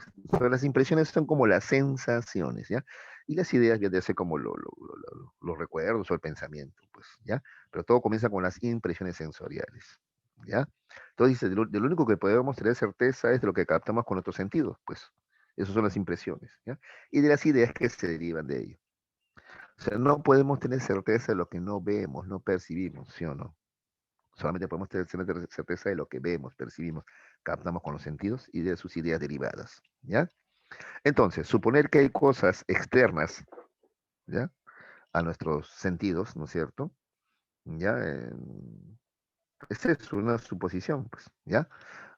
¿Qué más dice? A ver, suponer que hay cosas externas a nosotros que ocasionan tales impresiones es solo una creencia de la que nada podemos decir con veracidad. ¿Ya? Te vuelvo a repetir. Sí, podemos tener certeza de lo que captamos con los sentidos y de sus ideas derivadas. Pero que exista materia, energía, no sé, que generan esas impresiones, ¿ya? Eso no lo podemos saber. ¿Ya? Solamente tenemos certeza de lo que captamos con los sentidos. De lo que no capto con los sentidos, yo no puedo tener ninguna certeza. Esas son solamente creencias. ¿Ya? Eso es lo que te dice Hume. ¿Ya? Por ejemplo, el alma, ¿no? Yo no la puedo ver, no la puedo captar, entonces es una creencia nomás. ¿Ya? ¿De acuerdo? Muy bien. Entonces, solo valen aquellas ideas que provienen de alguna impresión. ¿Ya? O sea, esas son las únicas ideas valiosas, ¿ah? Las que se derivan de alguna impresión. Y ya te vuelvo a repetir, la impresión es lo que capto con los sentidos. ¿Ya? Así como las que expresan también relaciones matemáticas, ahí hace la excepción. ¿Ya? Ahí hace excepción. ¿Ya? Entonces encontramos lo siguiente, ¿no? Tenemos ideas que valen como conocimiento e ideas que no valen como conocimiento. Las ideas que valen como conocimiento son las verdades de hechos, ¿de acuerdo? ¿Ya? Provienen directamente de las impresiones, o sea, de lo captado con los sentidos. Esas son las ideas que valen. En cambio, las ideas que no valen no provienen de las impresiones, sino son simplemente ideas, creencias nuestras. Por ejemplo, las ideas metafísicas como la de Dios, alma, ¿no? Esas ideas no valen, porque no es algo que hemos captado con los sentidos, no. Es algo que creemos nomás. ¿De acuerdo? ¿Ya? Muy bien. ¿Qué más? Valoración de la inducción. ¿Ves? Como todo empirista, él valora el método inductivo, ¿te acuerdas? De lo particular a lo general, ¿ya? Dice, pese a que sus conclusiones, ¿ya? O sea, de la inducción, ¿ya? No son seguras e inclusive pueden generar ideas metafísicas por costumbre, ¿ya? La inducción es muy superior a la deducción. Gracias a ella tenemos conocimiento sobre los hechos. Sí, la inducción puede fallar, pues cuando tú haces generalizaciones erradas, ¿no? Por ejemplo, a ver, conoces una mujer chismosa, otra mujer también chismosa, entonces, todas las mujeres son chismosas. Parece método inductivo, parece, pero no, ahí estás fallando, pues estás sobregeneralizando, ¿de acuerdo? ¿Ya? ¿De acuerdo? Ya, entonces, ya, sí, la inducción tiene sus límites también, ¿ya? Sin embargo, con límites y todo, es muy superior a la deducción, ¿ya? Porque gracias a la inducción es que tenemos conocimientos sobre los hechos, nos basamos en hechos, partimos de hechos, ¿ya? ¿De acuerdo? En cambio, el método deductivo te permite partir de creencias, ¿no? Supuestos, de la metafísica, ¿ya? Eso piensa Hume y por eso cree que el método inductivo es superior al deductivo, ¿ya? Porque parte de hechos. Listo. Bien, ese es Hume, ¿ya? Entonces, ¿con qué nos quedamos? ¿Qué ideas vamos a conservar? Estamos con los sentidos e ideas que se derivan de estas impresiones, ¿de acuerdo? ¿Ya? Entonces, de lo único que tenemos certeza es de estas nuestras percepciones, ¿ya? De que existe una sustancia que genera estas percepciones, de eso no podemos saber. Ni sí ni no, ¿ah? O sea, ahí Hume es agnóstico, ¿ah? Por ejemplo, sobre la idea de Dios, tú le preguntas a Hume y él te va a decir, no sé, pero existe, no existe un Dios, no, no sé, no puedo saberlo, ¿no? ¿Por qué? Porque a Dios yo no lo puedo ver, no lo puedo captar con los sentidos. Entonces, si existe o no existe, no lo sé. ¿Ya? Esa es la postura agnóstica de Hume. ¿Ya? No afirma ni niega, sino que dice que no podemos conocer. ¿Ya? Porque lo único que podemos conocer, vuelvo a repetir, es lo que captamos con los sentidos. ¿Ya? Lo que no captamos con los sentidos no es algo de lo cual podamos opinar porque no podemos conocer. Ya podemos suponer, pero eso no es un conocimiento. Podemos creer, es una creencia, no es un conocimiento. ¿Ya? Entonces no se olviden, ¿ya? De aquí nos quedamos con eso. Solo existen las percepciones, que son impresiones e ideas. Solamente podemos tener certeza de lo que captamos con los sentidos, o sea, lo que percibimos, nada más. De lo demás no podemos tener ninguna certeza. Ahí es mejor abstenerse, ¿ya? Ahí está el agnosticismo de Hume, ¿de acuerdo? Y bueno, él persiste también en valorar la inducción como método, ¿ya? Listo. ¿Alguna pregunta sobre Hume?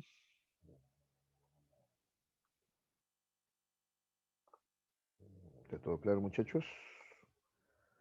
Ese es David Hume. Bien.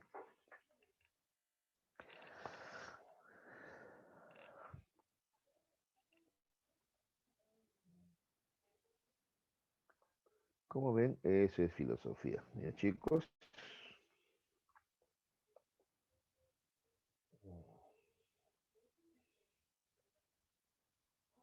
Ujú. A ver, estoy viendo a los muchachos. Ahí está. Oye, Maravista, está atento. Muy bien, qué bien. Ya, si no hay preguntas, voy a continuar, ¿ah? ¿No, pillo? ¿Todo claro, hijo? ¿Sí? Ya, muy bien. Torre Blanca, ¿todo claro? Ujú. Ya, de acuerdo. De acuerdo, listo.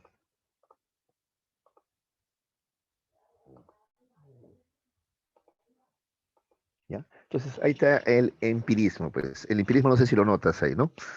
Solamente podemos tener certeza de los hechos que captamos con los sentidos, ¿no? Las cosas que no captamos con los sentidos no nos dan ninguna certeza, pues entran en el plano de las creencias, ¿ya? Eso es lo que te dice un empirista, ¿cierto? ¿Ya? Muy bien. Bien. Entonces, hasta aquí hemos visto a los racionalistas y a los empiristas, ¿ya? A ver, racionalistas, Descartes, Spinoza, Leibniz, esos son racionalistas. Empiristas, Bacon, John Locke, David Hume, ¿ya? Muy bien. Ahora entramos a un periodo un poquito posterior, es el de la ilustración. Dentro de la modernidad, ¿ya? Dentro de la filosofía moderna tenemos la ilustración. Y aquí vamos a destacar a Immanuel Kant, ¿ya? Immanuel Kant lo que va a hacer es tratar de conciliar ambas posturas, ¿ya? El empirismo y el racionalismo, ¿ya? Esto sería bueno que lo anotes. A esa postura de querer, ¿no? Unir el empirismo y el racionalismo, se le llama criticismo, y esa es la postura de Immanuel Kant, ¿ya? Kant es criticista. ¿De acuerdo? Ya, a ver, veamos algo de Kant brevemente, a ver. Dice, en el tema nociológico, ya formula el siguiente problema. ¿Cómo es posible la ciencia? Se pregunta Kant. La ciencia es una teoría cuyo rigor y exactitud se deben a que está compuesta de juicios sintéticos a priori, ¿ya? Estos juicios expresan la capacidad científica de aumentar la información de manera necesaria y universal, ¿ya? A ver, te explico qué es un juicio sintético a priori brevemente, ¿ya? Un juicio sintético a priori, primero, sintético, ¿ya? A diferencia del analítico, donde hay una identidad, ¿ya? Entre sujeto y predicado, en el sintético no. En el sintético, el predicado dice algo nuevo del sujeto, ¿ya?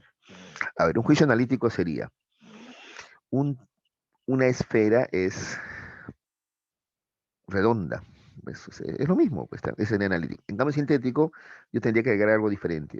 Ya, esta esfera es de metal. Ya estoy agregando algo diferente. Es un juicio sintético. Pero además hay otra condición. Tiene que ser sintético y además tiene que ser a priori. ¿Qué significa a priori? Independiente de la experiencia. O sea que no depende de la experiencia, porque si depende de la experiencia, esto puede ser cambiante, pues, ¿no? No, tiene que ser algo universal, a priori. ¿Ya? Entonces, un ejemplo típico de juicio sintético a priori es que 5 más 2 es igual a 7. ¿Ya? El predicado dice algo nuevo del sujeto, ¿ya? Y además la conclusión es a priori, no depende de la experiencia. Por ejemplo, no depende de mi humor, no depende si soy joven o viejo, no depende de si hablo chino, francés o alemán, ¿ya? Eso es a priori. ¿De acuerdo? ¿Ya? Muy bien, sigamos. Entonces, no te olvides, ¿eh? Para Kant, ciencia implica establecer juicios sintéticos y a priori, ¿ya? ¿Por qué la metafísica no es ciencia? Dice Kant. Ya, la metafísica es mucho más antigua que la ciencia. Sin embargo, a diferencia de la ciencia, nunca ha podido constituirse en un saber estricto y riguroso.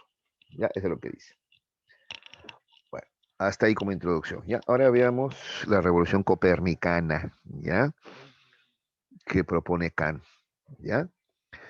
Eh, Kant se compara con Copérnico, ¿no? Así como Copérnico significó, ya con sus planteamientos, una revolución en el campo de la física, ya, Kant considera que él hace lo mismo en el campo de la nociología, ¿ya? ¿De acuerdo? ¿Cómo así? Mira lo que dice Kant. El hombre es un ser activo, constructor de conocimientos, ¿ya? Los filósofos anteriores consideran al hombre como un sujeto pasivo, receptor de las leyes y propiedades reales que tienen las cosas, pero no es cierto, ¿ya? El conocer a las cosas con propiedades, leyes, es resultado de una elaboración del ser humano por medio de su razón, ¿ya? La razón posee además tres facultades, tres maneras de producir conocimientos que vamos a ver a continuación, ¿ya? Pero este es el punto, ¿no? Este es el aporte de Kant, ¿no? Kant no ve al hombre como un ser pasivo, sino como activo, ¿te das cuenta? O sea, cómo era antes? O sea, a ver, no sé. Por ejemplo, por el mundo hay sonidos, olores, colores. Estos atacan al hombre, ¿no es cierto? El hombre, a través de los sentidos, el hombre los capta a través de los sentidos, ya, y así se forman las ideas, tal cual son, ¿no es cierto? Ya. Eso es ver al hombre como algo pasivo. ¿Por qué no? En cambio, el hombre es un ser activo. Para comenzar, el hombre, cuando se enfrenta al mundo, él tiene una intencionalidad, está buscando algo, ¿de acuerdo? Tiene experiencia, tiene saberes previos, tiene conocimientos previos, ¿ya? Entonces van a colisionar ambos, ¿ya?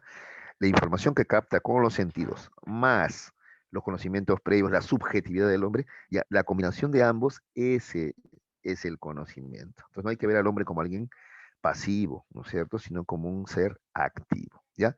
Eso es lo que dice Kant, y según él, es, ¿ya? En el tema nociológico, ¿ya? ¿De acuerdo? Muy bien. O sea, es un cambio de perspectiva, pues. A ver, para que entiendas mejor. Según Copérnico, por ejemplo, a todos nos parecía que el Sol se movía, porque desde el punto de vista de la Tierra, ¿no? Parece que es el Sol el que se mueve, ¿no? Sale por el este y se oculta en el oeste, ¿sí o no? Pues ese es nuestro punto de vista, pues. Pero si cambiamos el punto de vista, podemos entender que no es así, que es más bien la Tierra la que gira alrededor del Sol. Ya, lo mismo pasa con el caso del hombre, pues, ¿ya? Vemos al hombre como un ente pasivo, ya, el cual es atacado, invadido por este, las cualidades de los objetos, ¿no? Pero en realidad dice no, no. Más bien que es al revés, que es el hombre el que se aproxima, ¿no es cierto? Se acerca y actúa sobre las cosas y objetos, ¿ya? Esa es la revolución copernicana que propone Kant, ¿ya? Bueno, veamos. Entonces, a ver, te decía que la razón posee tres facultades o tres maneras de producir conocimiento. Vamos a ver cuáles son. La sensibilidad, el entendimiento y la razón, ¿ya? Sensibilidad, entendimiento y razón. La sensibilidad es la facultad pasiva que recibe la información brindada por la experiencia. Presenta los datos de la experiencia en un espacio y en un tiempo. Estos datos son los fenómenos, ¿no? Esa es la sensibilidad, ¿de acuerdo? Esta es pasiva, pues, ¿no? El entendimiento es la facultad activa, ¿ya? Que organiza los fenómenos que brinda la sensibilidad, ¿de acuerdo?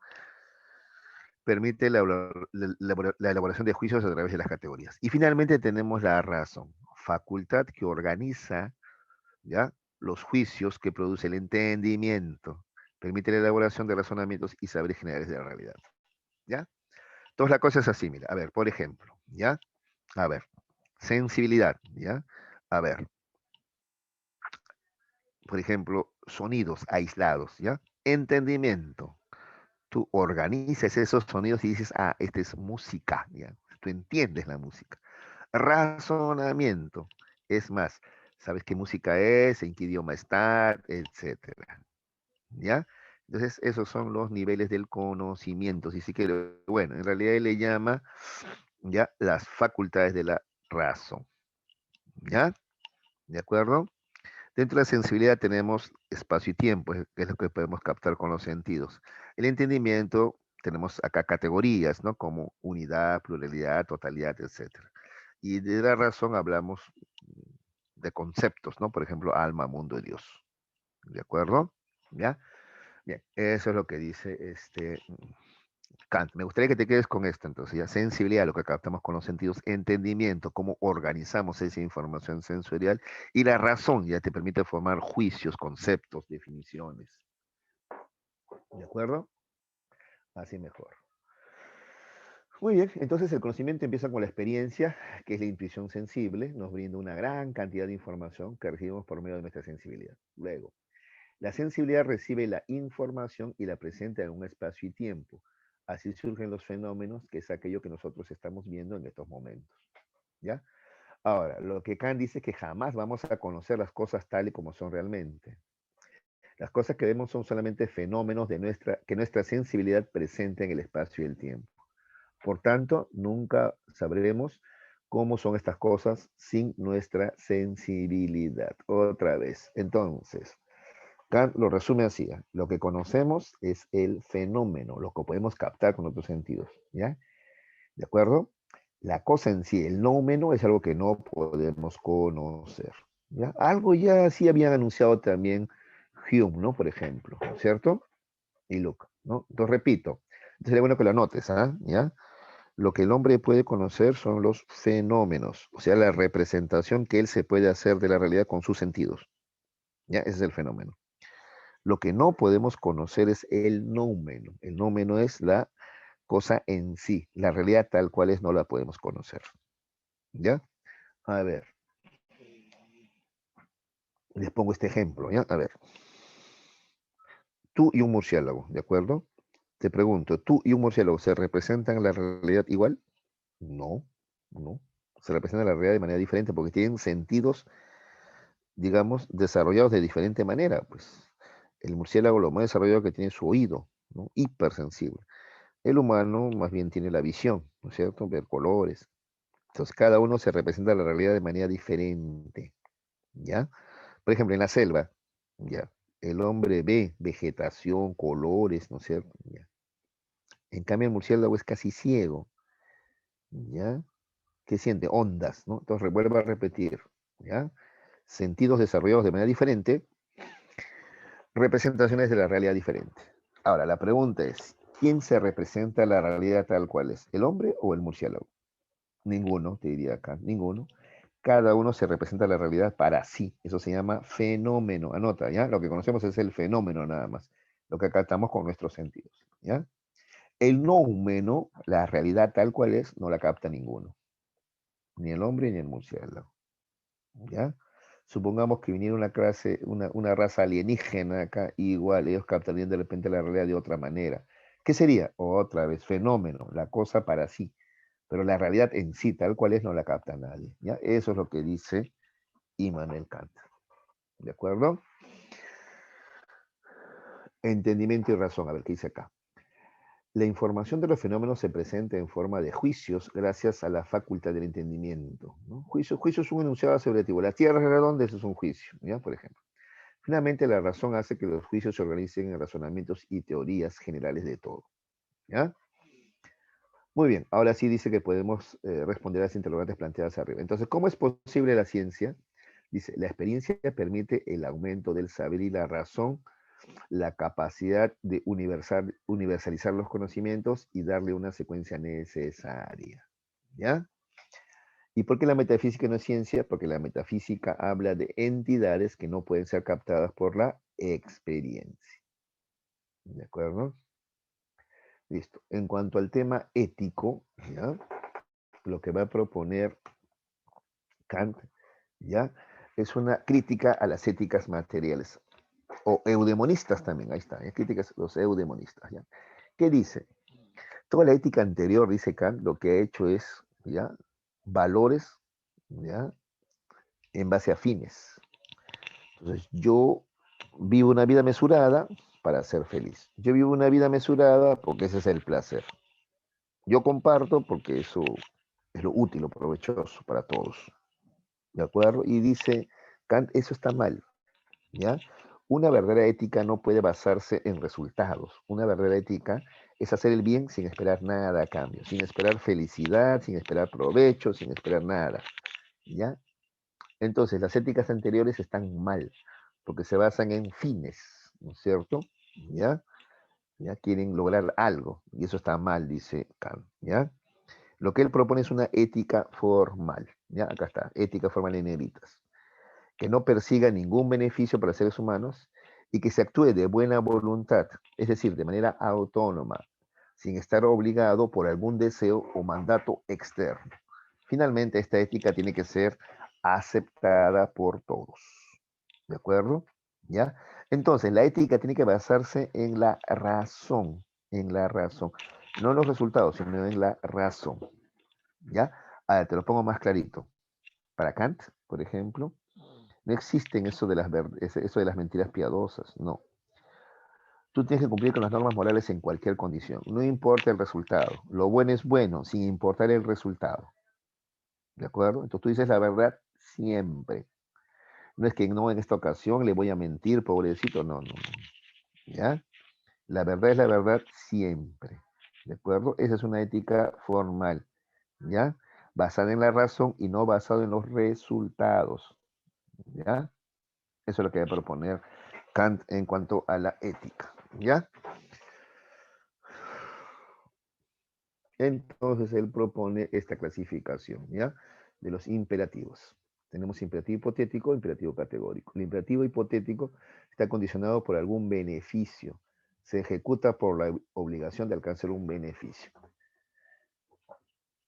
En cambio, el imperativo categórico es totalmente incondicionado. Se ejecuta sin obligación, con total libertad. ¿De acuerdo? ¿Ya? Entonces tú tienes que cumplir, ¿ya? Los valores morales, ¿ya? Por imperativos categóricos. O sea, tú no tienes que esperar nada a cambio. Si tú esperas algo a cambio, entonces tú te estás guiando por un imperativo hipotético. ¿De acuerdo? Muy bien.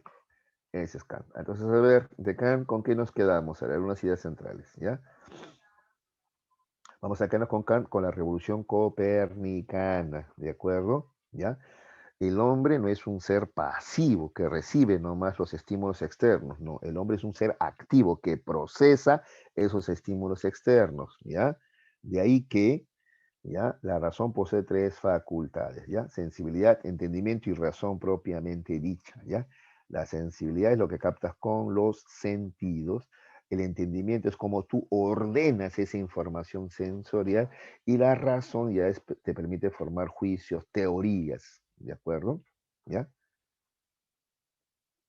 Entonces, esta primera, la sensibilidad, es pasiva, pero las otras dos corresponden al hombre como ser activo. El entendimiento y la razón, ¿no? Son facultades activas del hombre, ¿te das cuenta? ¿Ya? Muy bien. Y en cuanto a la ética, él propone una ética formal, ¿de acuerdo? A ver, te lo pongo más clarito, esta ética formal. Por ejemplo, es más fácil explicarlo así. Si una persona dice, yo me porto bien porque no quiero ir al infierno, quiero ir al cielo, entonces, ¿es bueno o está fingiendo? ¿Se está conteniendo, sí o no? Eso no es bueno, pues, ¿ya? La persona buena es aquella que hace el bien sin esperar nada a cambio, ¿ya? No me importa si hay cielo o infierno, igual, yo voy a hacer el bien porque es lo correcto, simplemente, ¿no?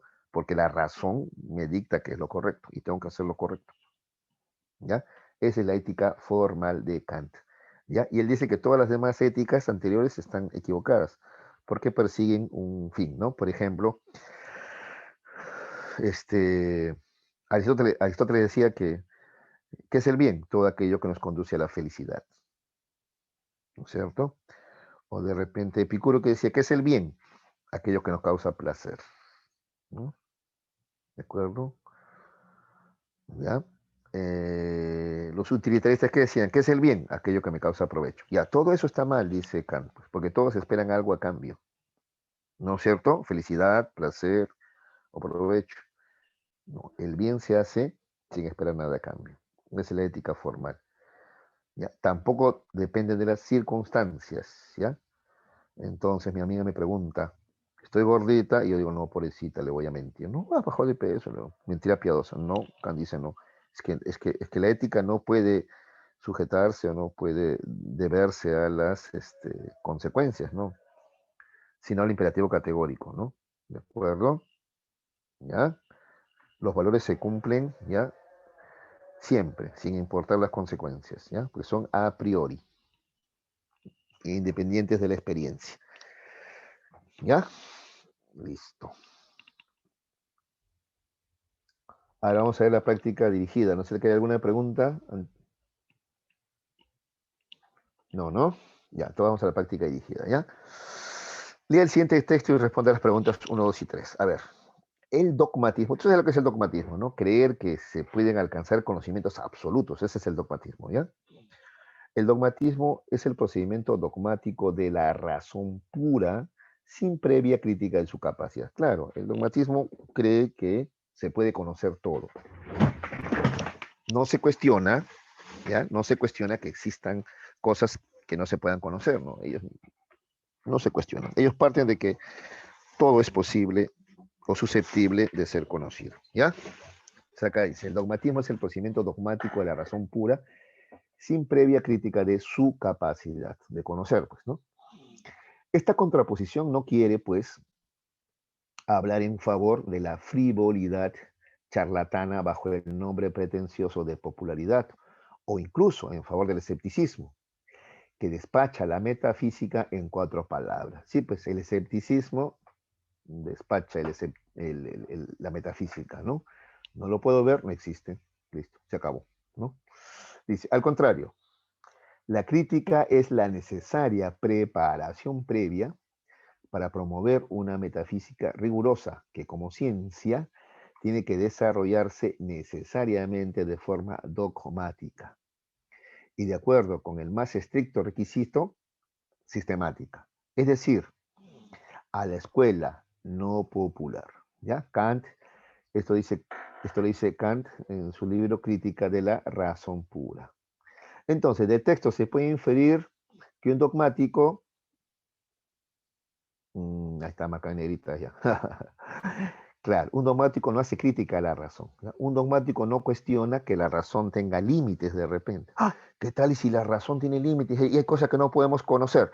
No, eso un dogmático no lo dice. Eso le diría un empírico, perdón, un escéptico, que es lo contrario, ¿no? A ver, quiero que te acuerdes, a ver, vamos a situarnos, ¿ya? Sobre la posibilidad del conocimiento, si es posible conocer o no, hay dos posturas, dogmática y escéptica. El dogmático dice, ni siquiera se pregunta, ¿no? Parte de que el hombre puede conocer todo. En cambio, el escéptico sí se pregunta, ¿no? ¿Y realmente el hombre puede conocer todo? De repente los sentidos, la razón tienen límites y hay cosas que el hombre no puede conocer, dice el escéptico, ¿ya? Pero el dogmático no, ¿ya? El dogmático no hace ninguna crítica a la razón, ¿ya? No hace crítica a la razón, el dogmático no, ¿ya? ¿Qué más? Dos, Kant critica a la razón pura. A ver, ¿por qué y para qué?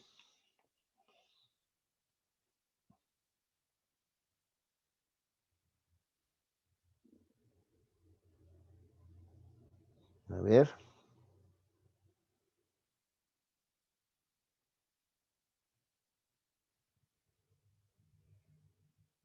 una pregunta, a ver. A ver, pues chat, me están participando, nada.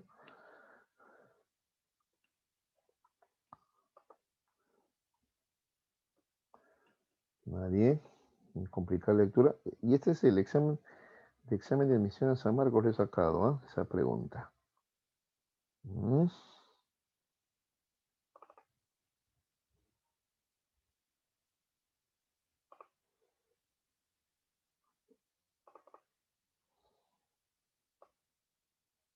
¿Nadie?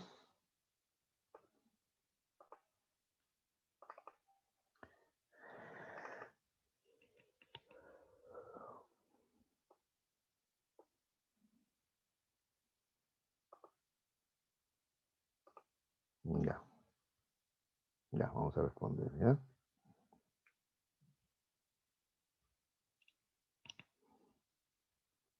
¿Cuál es el objetivo? Ay, perdón, compartir pantalla, disculpen, ¿qué estoy haciendo acá?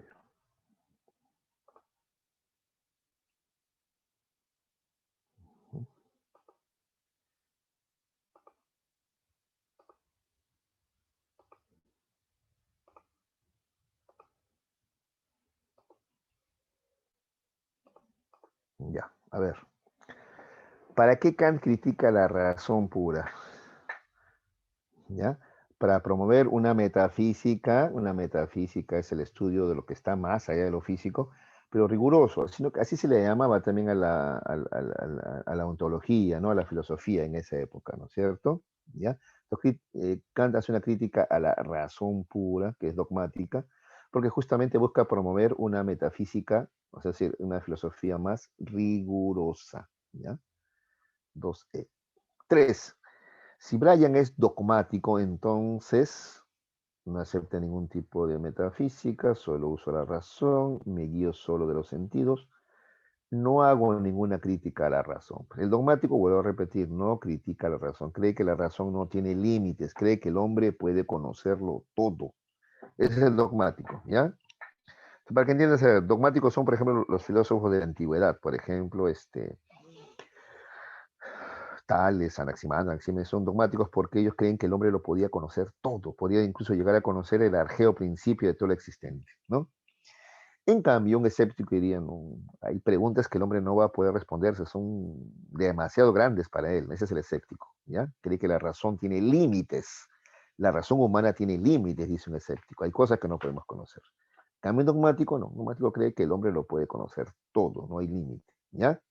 Entonces, si Brian es dogmático, no hace una crítica a la razón pura, ¿no? Sino que la acepta plenamente, ¿ya? Entonces, 2E, 3D, ¿ya? 2E, 3D. Ya, a ver, estas preguntas son más sencillas, a ver, vamos a ver. Igual esa lectura practiquen, vuelvan a leer, a ver, ¿ya? Porque en San Marcos vienen preguntas de ese tipo, ¿ah? 4. A ver, chicos, participen, ¿ah? El filósofo que radicalizó el empirismo, llegando a sostener la existencia de la materia. A ver, ¿quién se acuerda? Si hablamos de inexistencia de la materia, estamos hablando de la teoría de la inmaterialidad, ¿no? No existe la materia. Todos son percepciones. ¿Quién fue? Berkeley, ¿no es cierto? George Berkeley, ¿no es cierto? Si has marcado, te felicito. ¿Ya? 5. Si nunca has amado, no conoces cómo es el amor. Si nunca has comido suri, no, ese es un gusanito, ¿no? No conoces qué sabor tiene y jamás podrás saberlo con descripciones nada más. No, tú tienes que vivirlo, experimentarlo, ¿no? Esa es la teoría empirista, ¿no es cierto?, de John Locke, ¿no? O si tú quieres, la teoría sensualista de John Locke, ¿ya? La teoría sensualista de los sentidos, eso se refiere, no se refiere a ser sensual, ¿eh? Sensualista o empirista de John Locke, ¿ya? 5E, 5E. 6. En la crítica de la razón pura, Kant establece que la metafísica es...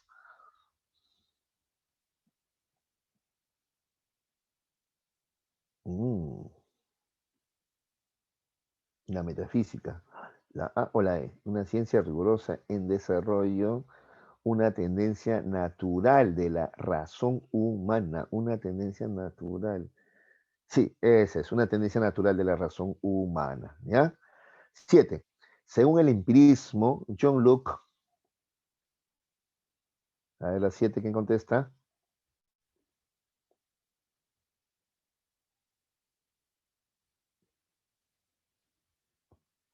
Ah, esto de a priori y a posteriori, ya sabes, ¿no? Para Locke, todo conocimiento es producto de la experiencia, entonces ese sería a posteriori, ¿no? Para Locke no existe el conocimiento a priori, ¿no? No existe, ¿ya?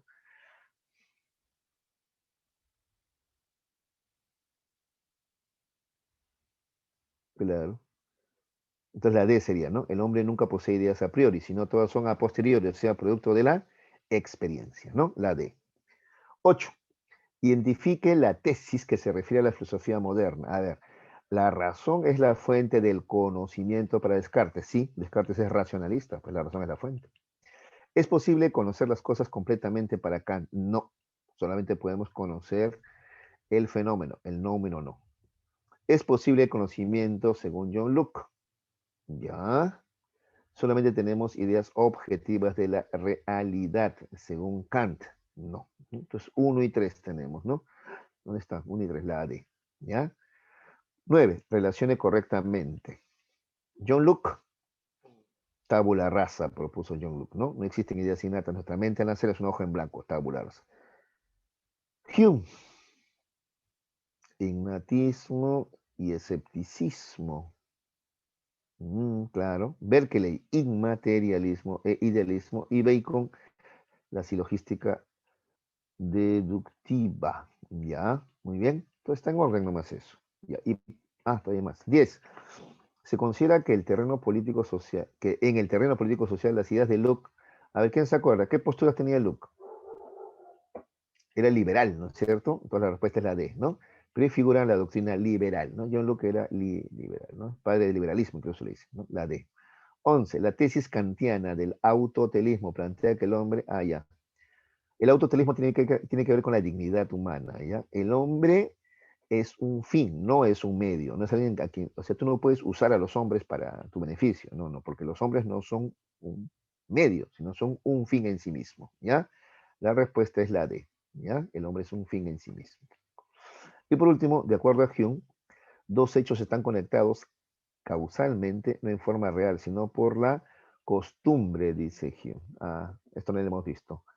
Hume cuestiona la idea de causalidad, ¿ya? Porque dice que la causalidad no siempre se deriva de los hechos, muchas veces se deriva la causalidad de la costumbre, ¿no? Como esta idea, por ejemplo, que tiene mucha gente, "Ay, está corriendo viento fuerte, va a haber temblor", dice. No, no tiene nada que ver, pero pasó de repente una o dos veces y la gente ya por costumbre cree que es así, ¿no es cierto? Pero en realidad, ¿qué tendría que ver el aire con los sismos? Nada, ¿no? Pero a veces la gente por costumbre establece una relación causal allí donde en realidad no la hay, ¿ya? Esa es la B, entonces. Listo, muchachos. Por el día de hoy hemos terminado.